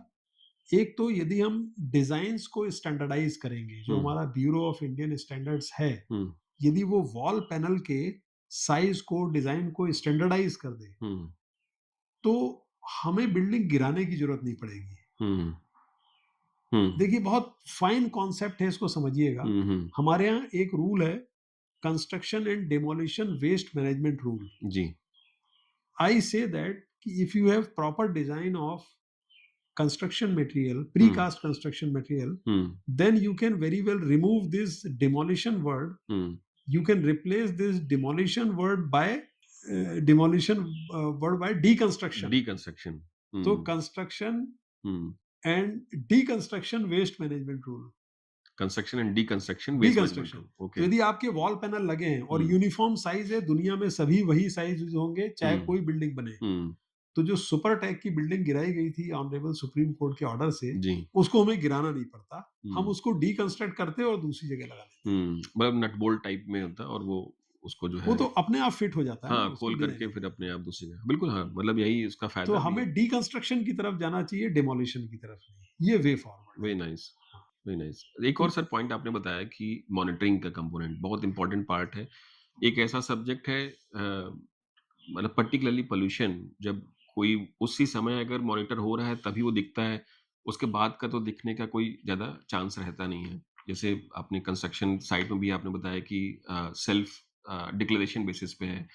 तो मुझे याद है मतलब वी डिज़ाइन बिल्डिंग्स तो हमें पता है कि जैसे 500 स्क्वायर मीटर से बड़े जो भी प्लॉट एरिया हैं, सब में हमें कंस्ट्रक्शन डस्ट मॉनिटरिंग मॉनिटरिंग करना है। लगानी है। ज़्यादातर जगह पे हमारे यहाँ पॉलिसी भी है कि हम जो डेटा है वो हम सेंट्रल सर्वर में उसको देते हैं। बट जैसे रियल टाइम वर्सेस जो अभी जो डेटा है वो आई थिंक 24 घंटे के एवरेज डेटा कलेक्शन है। डज़ इट मेक डिफरेंस क्योंकि जब आप इंटरनेशनल लेवल पे देख रहे हैं, you have mentioned the name China अपने आप में एक बहुत सारा मतलब प्रोग्रेसिव टेक्नोलॉजी की बात करते हैं। तो जो हम लोग अभी कर रहे हैं in terms of 24 hours average level data collection versus real time data collection मतलब are we progressing towards that? ये आप कंस्ट्रक्शन साइट की बात कर रहे हैं या एम्बिएंट एयर क्वालिटी की? आई थिंक कंस्ट्रक्शन साइट की बात कर रहे हैं। कंस्ट्रक्शन साइट में यदि आप लो कॉस्ट सेंसर लगाएँगे, जो कि अब हमारी गाइडलाइन में भी आ गया है, जी, तो you can have real time data. जी, जी, अच्छा। जी। और रियल टाइम डेटा मतलब वो ऐसा मतलब 15 मिनट के डिस्टेंस हाँ, पे 15 ऐसा मिनट के डिस्टेंस से आ जाएगा। आ जाता रहता है। हाँ। ओके। और अगर एयर क्वालिटी के पॉइंट से बात करें एयर तो? क्वालिटी के पॉइंट से बात करें तो जो हमारे continuous air quality monitoring station है, हुँ, जिनकी संख्या इंडिया में हुँ। करीब-करीब 550 या 600 के लगभग है। अच्छा। वो हमारा coverage real time monitoring stations का कवरेज पूरा नहीं है। हुँ, तो हुँ, जो आपने बात की है, हम लोग काफ़ी मॉनिटरिंग सीपीसीबी गाइडलाइन के तहत we hmm, do the manual monitoring also. Hmm, What we hmm, do, we take our sampler over there, PM10, PM2.5 sampler, hmm, we keep it there, and we collect the filter papers from that sampler. Hmm, We go back to the lab, analyze it, hmm, and then we show the results. हुँ, तो वो जब तक आप sampling करेंगे, उसमें time का gap होता है, जब तक आप उसका एनालिसिस करेंगे लैब में, हुँ, तो हमारी काफ़ी सारी national air quality management programme um. NAQMP NAQMP हाँ। है ना? हुँ, NAQMP के तहत हुँ, मैनुअल मॉनिटरिंग भी बहुत जगह हो रही है। हुँ, मैनुअल मॉनिटरिंग का एक फ़ायदा ये है कि इसमें थोड़ा कॉस्ट इन्वॉल्व कम होती है। हुँ, इस वजह से जहाँ पर हम कंटीन्यूअस एयर क्वालिटी मॉनिटरिंग नहीं कर पा रहे हैं, वहाँ मैनुअल मॉनिटरिंग करते हैं। परंतु अभी भी हमारे कंट्री में और अक्रॉस द रीजन हुँ, 8 क चाइना को छोड़ के हुँ, 7 कंट्री में एयर क्वालिटी मॉनिटरिंग का कवरेज हुँ, अभी पूरा नहीं है। बहुत बड़ा गैप है। जी। अभी हमारे जो मॉनिटरिंग स्टेशन है केवल सिटी में है, हुँ, रूरल एरिया में मॉनिटरिंग नहीं हो रही है, हुँ, रूरल एरियाज भी इक्वली पॉल्यूटेड हैं। हुँ, तो ये एक बहुत बड़ा चैलेंज है। हुँ, तो our ultimate vision should be to have a real time. जो हुँ, हमारे लखनऊ में 5 स्टेशन लगे हैं वो रियल टाइम डेटा देते हैं, जी, मगर बाकी जगह हम मैनुअल मॉनिटरिंग कर रहे हैं। जी, तो अब यहाँ पर एक बहुत बड़ी साइंस का प्रश्न आता है जिस जी। पे बड़े-बड़े वैज्ञानिक विचार कर रहे हैं। हुँ, हुँ, एक continuous air quality monitoring station लगाने में लगभग 1 करोड़ रुपए का कैपिटल कॉस्ट आता है। अच्छा। जी, और हर साल उसको चलाने के लिए 10 से 15 लाख रुपए पर ईयर का ऑपरेशन मेंटेनेंस कॉस्ट आती है। हुँ, हुँ, ये एक बहुत कॉस्ट इंटेंसिव है। हुँ, So in other words, I say the cost of ambient air quality continuous monitoring is very high. हुँ, इसके लिए if we adopt the China model, hmm, what they have done, they have put their ये जो जिनकी बात मैंने की थी continuous air quality monitoring station, इसको रेफरेंस ग्रेड मॉनिटर कहा जाता है हुँ, क्योंकि हुँ, बिल्कुल रेफरेंस डेटा देते हैं। हुँ, तो what China has done, they have combined reference grade monitors with low cost air quality sensor, air um, quality monitoring sensors, um, और एक ग्रिड पे उन्होंने पूरा लगा दिया है। ओह! और उस ग्रिड में मान लीजिए एक रेफरेंस ग्रेड मॉनिटर है, हुँ, तो वो आस-पास के 2-3 लो कॉस्ट सेंसर को कैलिब्रेट भी करता है। हुँ, तो इस तरह से उन्होंने अपना मॉनिटरिंग कवरेज को और इंटेंसिफाई किया है और एक्सपेंड भी किया है। हुँ, तो अब साइंस में ये बात आने लगी है कि in order to bring down the cost of monitoring, there is a system called hybrid monitoring network, um, um, जहाँ पे satellite data, low cost sensor और रेफरेंस ग्रेड मॉनिटर तीनों को यदि हम मिला के यूज करें हुँ, तो कॉस्ट ऑफ मॉनिटरिंग कम हो सकती है। हुँ, हुँ, तो हम लोग भी international centre for integrated mountain development, we are working upon how to bring down the cost of monitoring hmm. so that the coverage of monitoring across the region can be increased. Okay sir. और इसमें sir जैसे normally compliance point of view से भी जहाँ पर self declaration करनी है और monitoring data air quality data share करना है, वहाँ पर भी जो मतलब मॉनिटरिंग अपरेटस हैं या इक्विपमेंट हैं, they are not very affordable. They are still मुझे लगता है कि 50-60 हज़ार से लेकर के 1 लाख रुपए तक के हाँ, कॉस्ट के आते हैं वो। which may be the deterrent component for a lot of maybe small scale industries or हाँ। the building owners.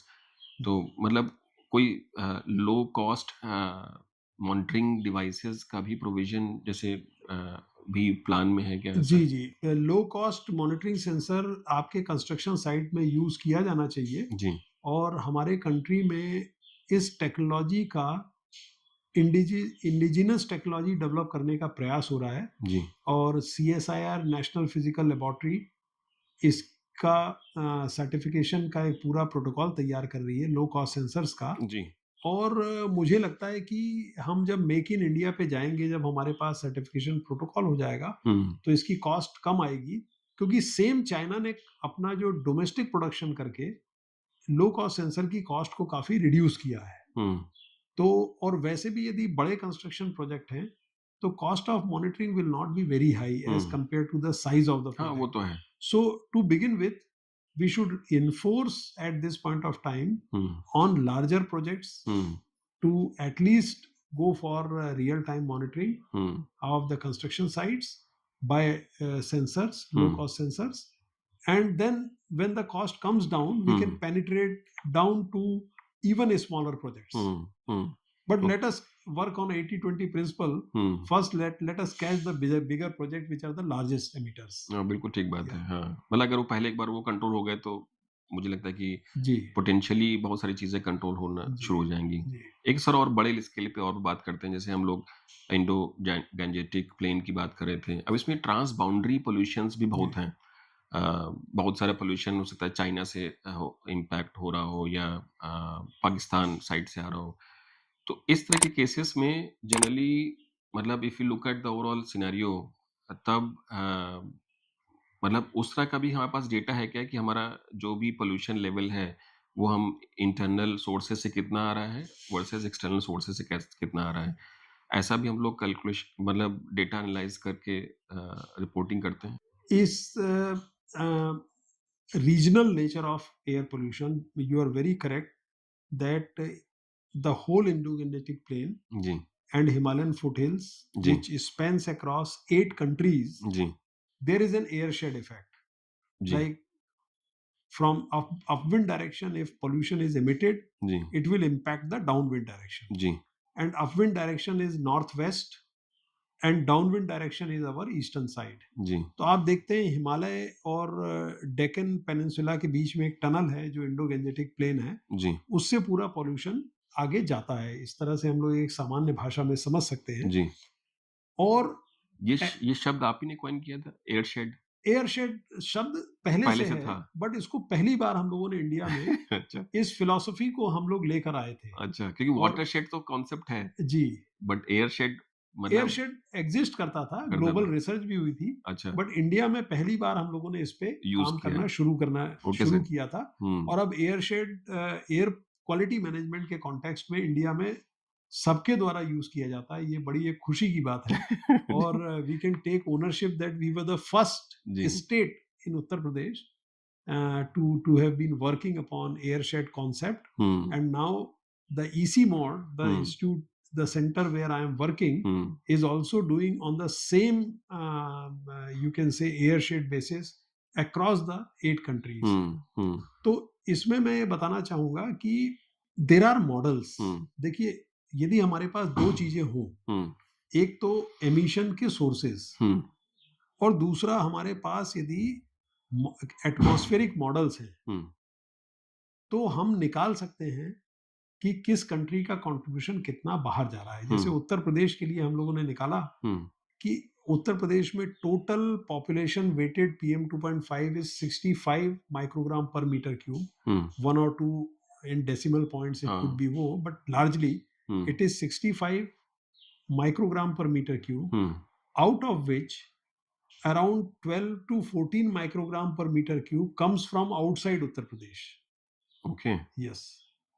Hmm, So there are models, hmm, there is a science hmm, which can actually tell you hmm, that which region contributes to what extent hmm, in air pollutant. हुँ, तो अब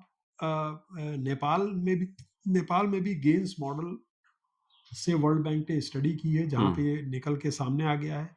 UP Haryana ने भी की है। हुँ, बांग्लादेश में भी study हो रही है। हुँ, भूटान में हम लोग अभी सोर्स अपोर्शनमेंट ईसी मोड करने जा रहा है। हुँ, नेपाल में भी हम लोग सोर्स अपोर्शनमेंट करेंगे। हुँ, तो ये बात निकल के सामने आ जाएगी। हुँ, इसमें वेल एस्टेब्लिश साइंस है, हुँ, बट जरूरत इस बात की है कि पहले हमारे पास बड़ी रोबस्ट नेशनल स्ट्रेटेजीज होनी चाहिए। हुँ, हमारे पास एक रीजनल कोऑपरेशन का प्लेटफॉर्म होना चाहिए, हुँ, जिस पर हम बैठ के बातचीत कर सकें हुँ, कि एयर पोल्यूशन में रीजनल चैलेंजेस क्या हैं। Um, when we go to the sources, um, the biggest common source in this region is the cooking sector, Right. household cooking.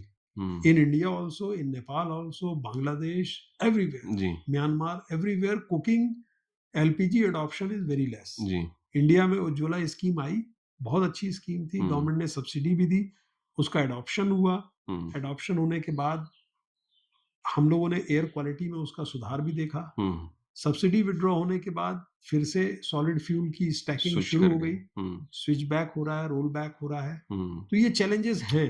हम्म, और adoption of LPG is basically dependent upon income of the households. जी, तो in this region, hmm, maybe by 2050, 100% households, because of increased income levels, hmm, may automatically, without any support of subsidy, will be adopting LPG. Ji, But right now, we have to think upon intermediate solutions. Hmm, One of the solutions is the household-based biogas digesters. Hmm, Nepal is a country which has done wonderful work hmm, on this. Now we are trying to bring this into Uttar Pradesh and across the region. Our Ministry of New and Renewable Energy Resources, MNRE, is also working upon. They are also giving subsidies for household-based biodigesters. तो हम फिर से चलते हैं regional वाली side पे। Regional में देखिए 3 चीजें बहुत जरूरी हैं। One is the science of regional air pollution, ताकि हम जान सकें ऐसे कौन से सोर्सेज हैं जो कि रीजनल लेवल पे इम्पोर्टेंट है। जैसे मैंने कुकिंग का एक एग्जांपल लिया। दूसरा आता है पॉलिसी, और तीसरा आता है फाइनेंस। हम रीजनल कोऑपरेशन की बात कर रहे हैं, सारी कंट्री अपनी अपनी जगह पे काम कर रही हैं, मगर फाइनेंस कहाँ से आएगा, ये एक बहुत बड़ा चैलेंज होगा। तो हमारा जो इंस्टीट्यूट है EC mode, with the World Bank and other agencies, we are working upon a science policy finance framework. हम लोग उसको SPD framework करते हैं, और एक वॉलंटरी प्लेटफॉर्म भी हम लोग लेके आ रहे हैं, जिसके थ्रू हम लोग ये रीजनल कोऑपरेशन करेंगे।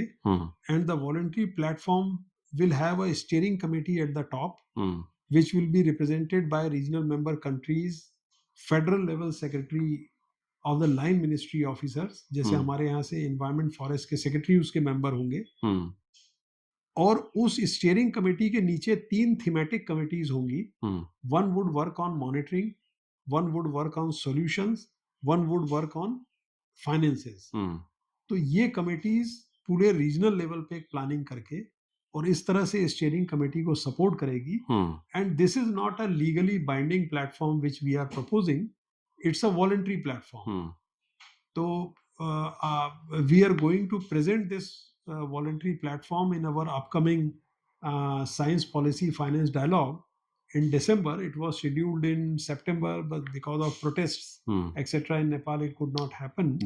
But December it will be happening. We are also trying to get countries suggestions. तो इस तरह से हम लोग रीजनल कोऑपरेशन में जाएंगे। सबसे बड़ा चैलेंज आता है एविडेंस बेस्ड पॉलिसीज। जैसे मान लीजिए मैंने आपको एक ट्रांसपोर्ट सेक्टर का उदाहरण दिया कि यदि ट्रांसपोर्ट सेक्टर में हमें पॉलिसी लानी है तो हैवी ड्यूटी ट्रक्स की पॉलिसी लाना है। अब कितने हैवी ड्यूटी ट्रक्स को हम फेज आउट करेंगे, उसका क्या इम्पैक्ट एम्बिएंट एयर क्वालिटी पे पड़ेगा, ये evidence based policy formulation and evidence based policy implementation, दोनों चीजें हैं। पॉलिसी बनाने के पहले भी एक विजुअलाइजेशन होना चाहिए, बिल्कुल ठीक बात है, और पॉलिसी बनने के बाद उसका कितना इम्पैक्ट आ रहा है ये भी ट्रैक होना चाहिए, क्योंकि and which is the cost effective, cost effective कौन सा है। तो इस सब के लिए एक डिसीजन सपोर्ट सिस्टम की आवश्यकता है।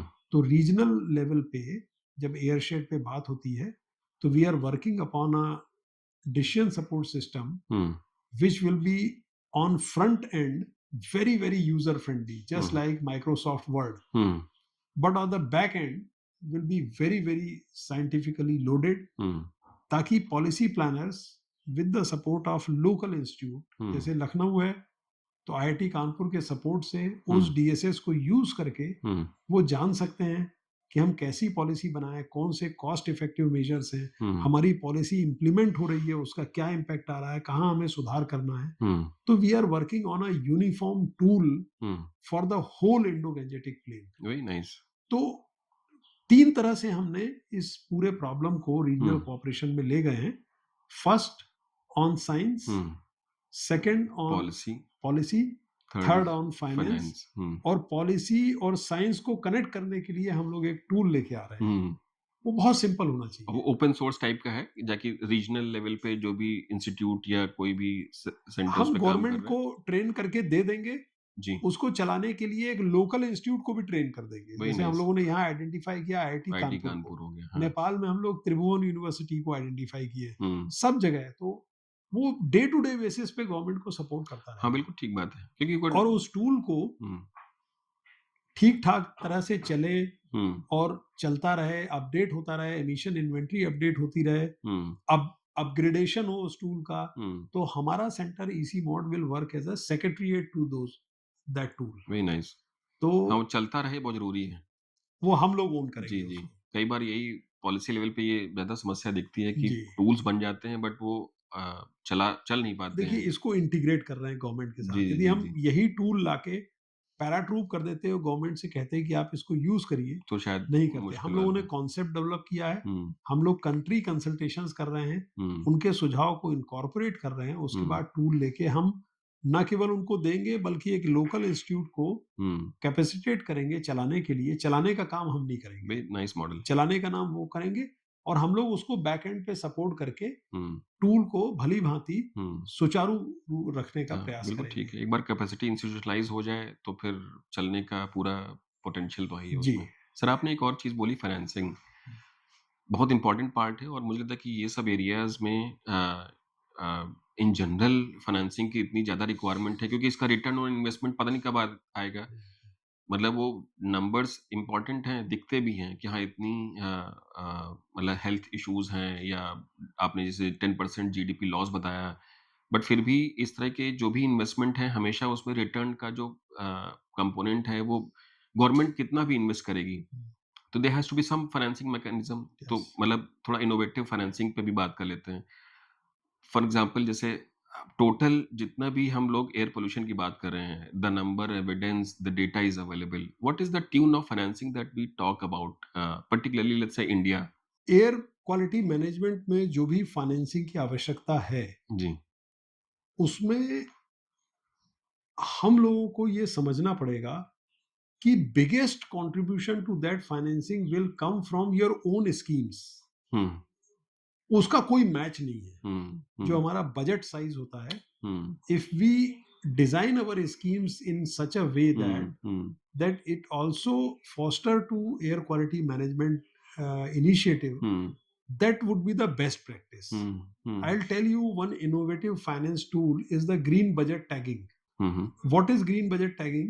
हुँ, You basically map all the schemes hmm, of all the departments, hmm, health department, transport department, industry department, हुँ, सारी स्कीम को आप निकाल लेते हैं हुँ, और उनकी स्कीम्स को आप उनकी ग्रीन रेटिंग करना चालू करते हैं हुँ, कि इसमें एयर पॉल्यूशन सेंसिटिविटी कितनी है, हुँ, एयर क्वालिटी मैनेजमेंट सेंसिटिविटी कितनी है। हुँ, मान लीजिए एक scheme I prime minister Awas Yojana, हुँ, जो इकोनॉमिक वीकर सेक्शन के लिए है। हाँ, हम उसकी एयर क्वालिटी सेंसिटिविटी टैगिंग करते हैं, हुँ, तो हमें समझ में आता है कि इसमें कंस्ट्रक्शन जो हो रहा है वो सब इन सिटू हो रहा है। हुँ, यदि उस स्कीम में हम ये चेंज लेके आते हैं हुँ, कि इसमें 20, 30, 40% प्रीकास्ट एलिमेंट यूज होंगे, हुँ, तो उसकी हमने सेंसिटिविटी एयर पोल्यूशन की बढ़ा दी। हुँ, इनडायरेक्टली एयर क्वालिटी मैनेजमेंट के लिए फंड भी उस स्कीम से निकाला। Very nice. तो ये ग्रीन बजट टैगिंग हुँ, या एयर क्वालिटी बजट टैगिंग, हुँ। ग्रीन एक लार्जर कॉन्सेप्ट है हाँ, मतलब जो टैक्सोनॉमी रिलेटेड हो गया वो। टैक्सोनॉमी एक तरह का रिलेटेड है, थ्रेशोल्ड क्रिएट हो गया। थ्रेशोल्ड क्रिएट हो गया। जी।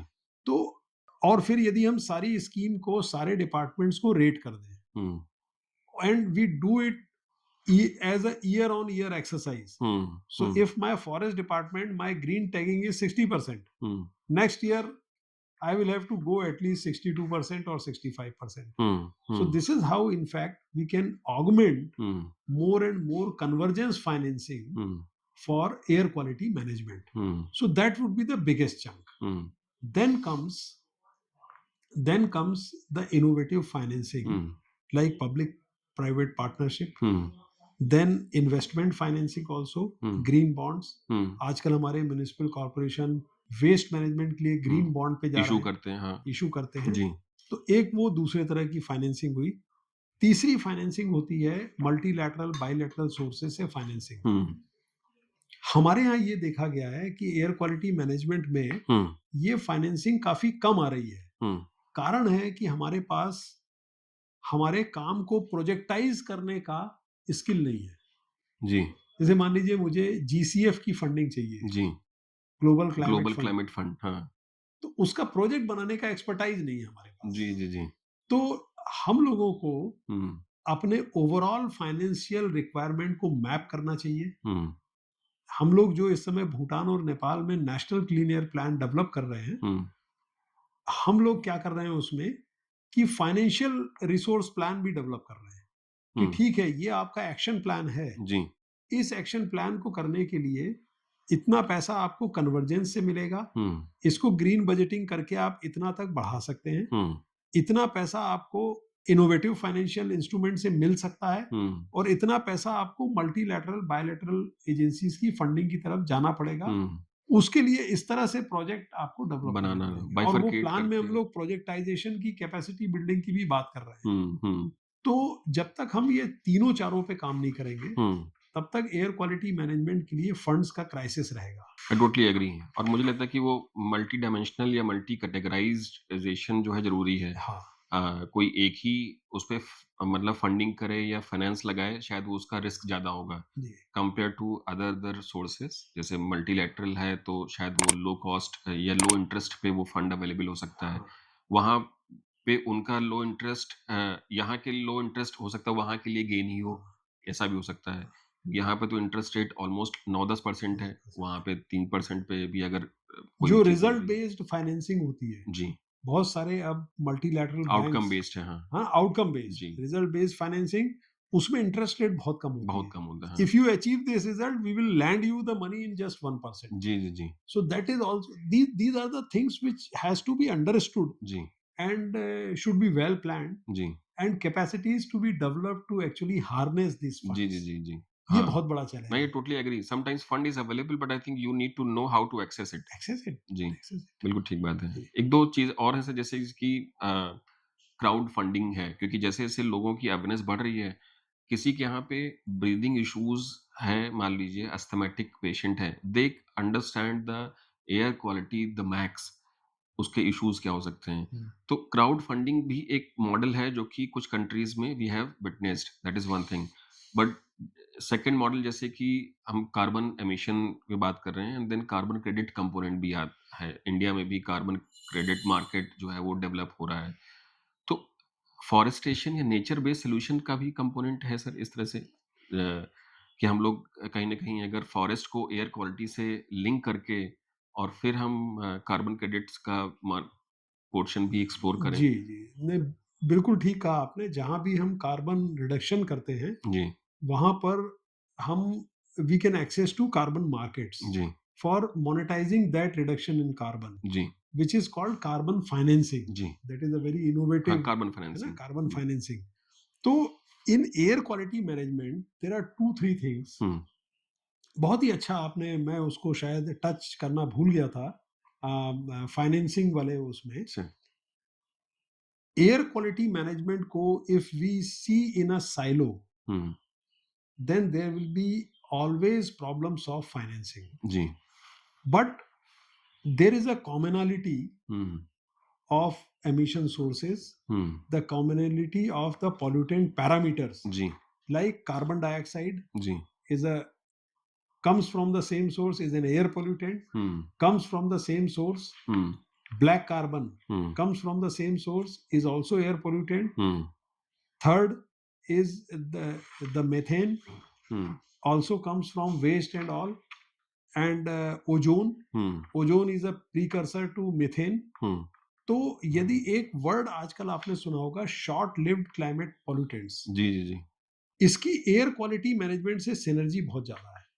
अच्छा। तो यदि आप एयर क्वालिटी मैनेजमेंट कर रहे हैं हुँ, और साथ ही साथ यदि आप पॉलिसीज को यदि सिनर्जाइज कर लें, तो हुँ, आपको शॉर्ट लिव्ड क्लाइमेट पॉल्यूटेंट से भी बहुत स्ट्रॉन्ग लिंकेज बनता है। हुँ, एयर क्वालिटी इंप्रूव करने से आप एससीएलपी को भी कम करेंगे और short lived climate pollutant short lived होते हैं बट उनका ग्लोबल वार्मिंग पोटेंशियल बहुत हाई होता है।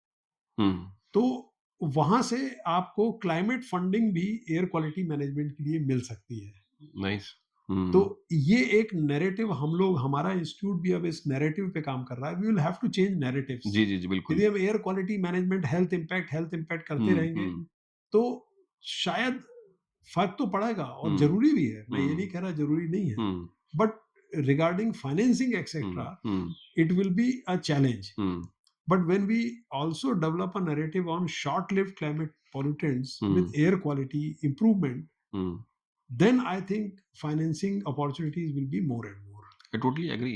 मतलब Yeah. कहीं न कहीं हमें वो बिज़नेस सेंस डेवलप करना होगा। कोई भी नैरेटिव में And हो। when you come for short-lived climate pollutants, जी, you can very well harness carbon financing also. बिल्कुल। The hmm, India has started green credit scheme. जी, You जी, must have the जी, ministry has come out with guideline also. जी, You can compensate on your green initiatives hmm, by way of course, it's voluntary, hmm, but every such scheme has to be in starting has to be voluntary, hmm, but it can come under compliances also. India hmm. has a history of PAT, perform, achieve, perform, and achieve and trade trade, हाँ। schemes also. Hmm, And if on air pollution emission sources, if we have real time monitoring system in place, then hmm, we can even go for emission trading scheme, hmm, which is very similar to PAT. Hmm, hmm, So ETS has been tried in Gujarat in some yes, clusters as a pilot. Hmm, So that could also be a way of bringing more and more finances for compliance on air quality. Very nice sir. I think मुझे लगता है कि you have touched almost all the aspects और we have covered a lot. We have talked almost like 1.5 hours so far. तो thank you so much. We Thank have you. Rapid fire round also. Okay. तो इसमें sir बिल्कुल short से question हैं, short से जवाब हैं, यस नो वाले भी हो सकते हैं। तो मतलब पहला क्वेश्चन है कि what is the best decision that you have taken as an IFS officer? Any decision that you remember? Yeah, the best decision I think when I have switched over to EC mode, hmm, working on a regional scale, and utilizing my local knowledge for maybe say the global initiative. Wow! Okay and any worst decision that you remember? Worst decision is, I think it no worst decision, but hmm, when I left my field of wildlife management, hmm, so I thought that it is going to be the worst decision because hmm, that decision I had to take, it was not in my hands. Hmm, I was trying to register for a doctorate in Wildlife Institute of India. Wow! I had worked for a very long time in wildlife. I wanted to be wildlife expert. Hmm, So that point of time, I thought that this decision, whether is taken by me or I am as a part of my duty in the hmm, service, whether I am taking, hmm, is going to be the worst decision. But later on, I realized that this is probably again the best decision. Very nice sir. Thank you so much and any specific moment that you are proud of during this journey? The when I think the we worked very hard on air quality management in the state of Uttar Pradesh, hmm, very hard. Hmm, The best thing when I think the kind of support. See, I was working in environment department, which is supposed to be a regulatory department, hmm, hmm, and I worked in pollution control board. Then when I moved from pollution control board for secretary post, hmm, the government gave me extra charge of directorate of environment. Hmm, So I strengthened the directorate of environment hmm, because pollution control board is a regulatory body. Hmm, So a regulator cannot be facilitator. So hmm, there was a role conflict. Hmm, So there's facilitation work for air hmm, quality management, climate change, etc. Hmm, So I tried to build capacities in environment directorate, hmm, and I think that is the kind of the biggest satisfaction which I got.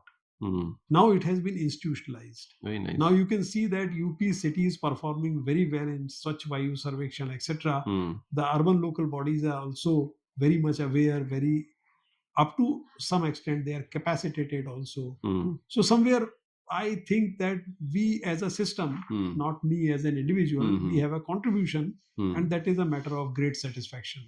Very nice. Any specific city that you have traveled and you want to revisit again and again? I always want to revisit again, not city, Hmm. is the Satpura Tiger Reserve, where I Satpura Tiger Reserve. Satpura Tiger Reserve in Madhya Pradesh. Hmm. Uh, that was the area from where I developed my inclination, my love, my passion for forestry, Hmm. nature, etc.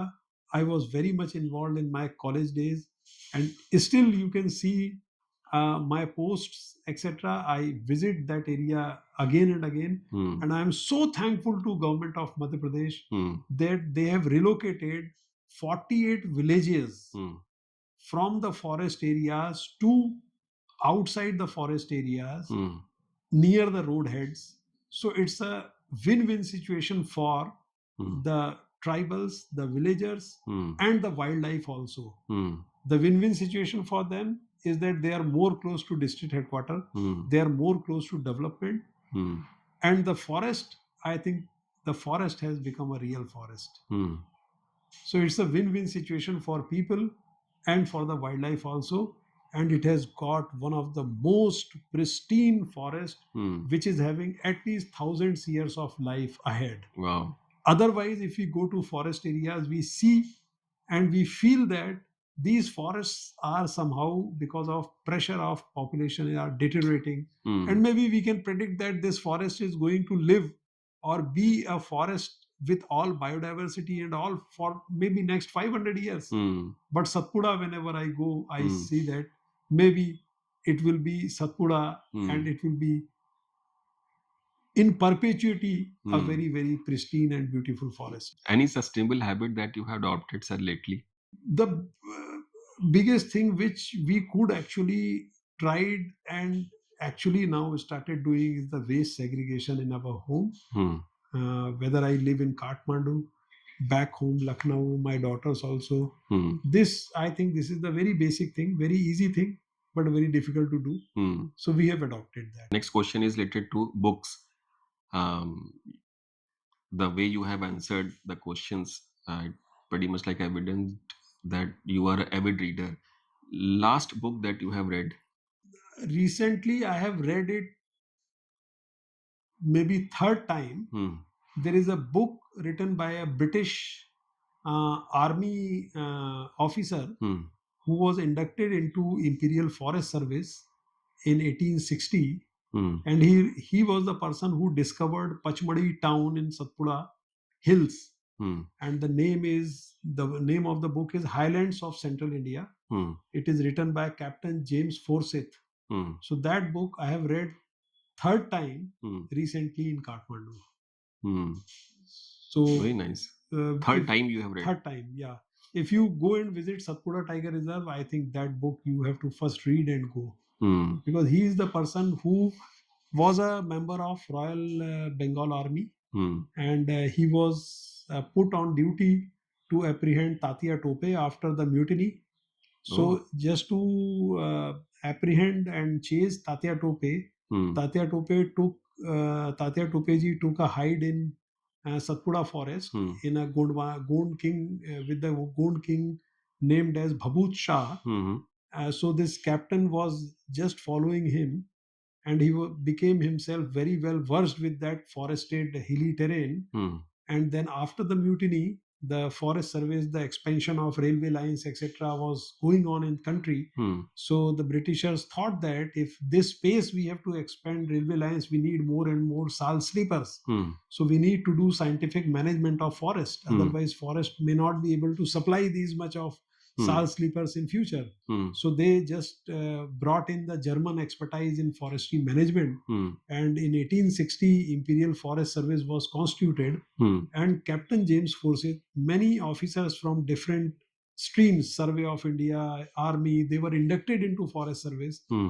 So Captain Forsyth knew very much about the Satpura area. He was inducted into Forest Service, then was made first conservator of Satpura region, and then he wrote that book. Wow. So that book is probably the book I You keep reading. reread during my leisure time. अरे वाह!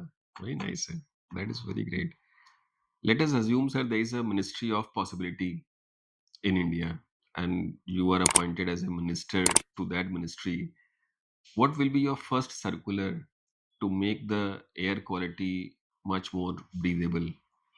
I think the first circular which I'll go for, Hmm. which will facilitate a good connect between science and policy.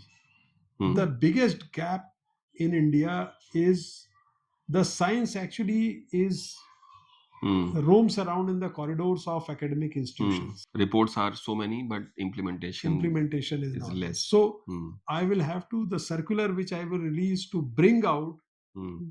they have done excellent work. I am Yes. so thankful to scientific Hmm. community. They have done excellent work. But that science, it's not their fault also. It's a fault of a policy, Hmm. that how those excellent scientific evidences come out of the corridor of academic institutions Hmm. and become a part of a policy. Wonderful. Any specific message that you want to give to our audience, sir? I would, the thing which I would request to my audience is that you are the persons who can drive air quality management. I think the better understanding, better awareness about air pollution is the beginning of implementation of solutions to air pollution. And when we understand what is air pollution, then probably we'll make others to understand and then make the system actually work for air pollution. Thank you. Hmm. Thank you so much, sir, for the maybe I think for sharing your maybe I think a great wisdom that you have accumulated over a period of 30 years and sharing your experiences and knowledge with our audiences. Thank you so much, everyone, for your patience listening. And I am very much delighted to share that this is one of the podcast where I could get to learn a lot. Sir has also explained that how science policy and the financing that will play a critical role in terms of managing the air quality as a mammoth issue, not only in India but the region as a whole. And that is something which is very much important for all of us to learn from the experiences that Shar has shared with us today. I'm hopeful that you will be enjoying this conversation in a simplistic and in the most, maybe I think, simplified manner. And if you have any specific question or query, you can write it to us at social@greentree.global. And if you have any specific question and query to Sir, we will also tag his LinkedIn profile in our channel description. Thank you so much for liking our channel and sharing your comments with us. Thank you so much, everyone. Thank you so much, sir, Thank for your you. patience Thank you so listening. much, Thank you Anurag. so much, Thank sir. you.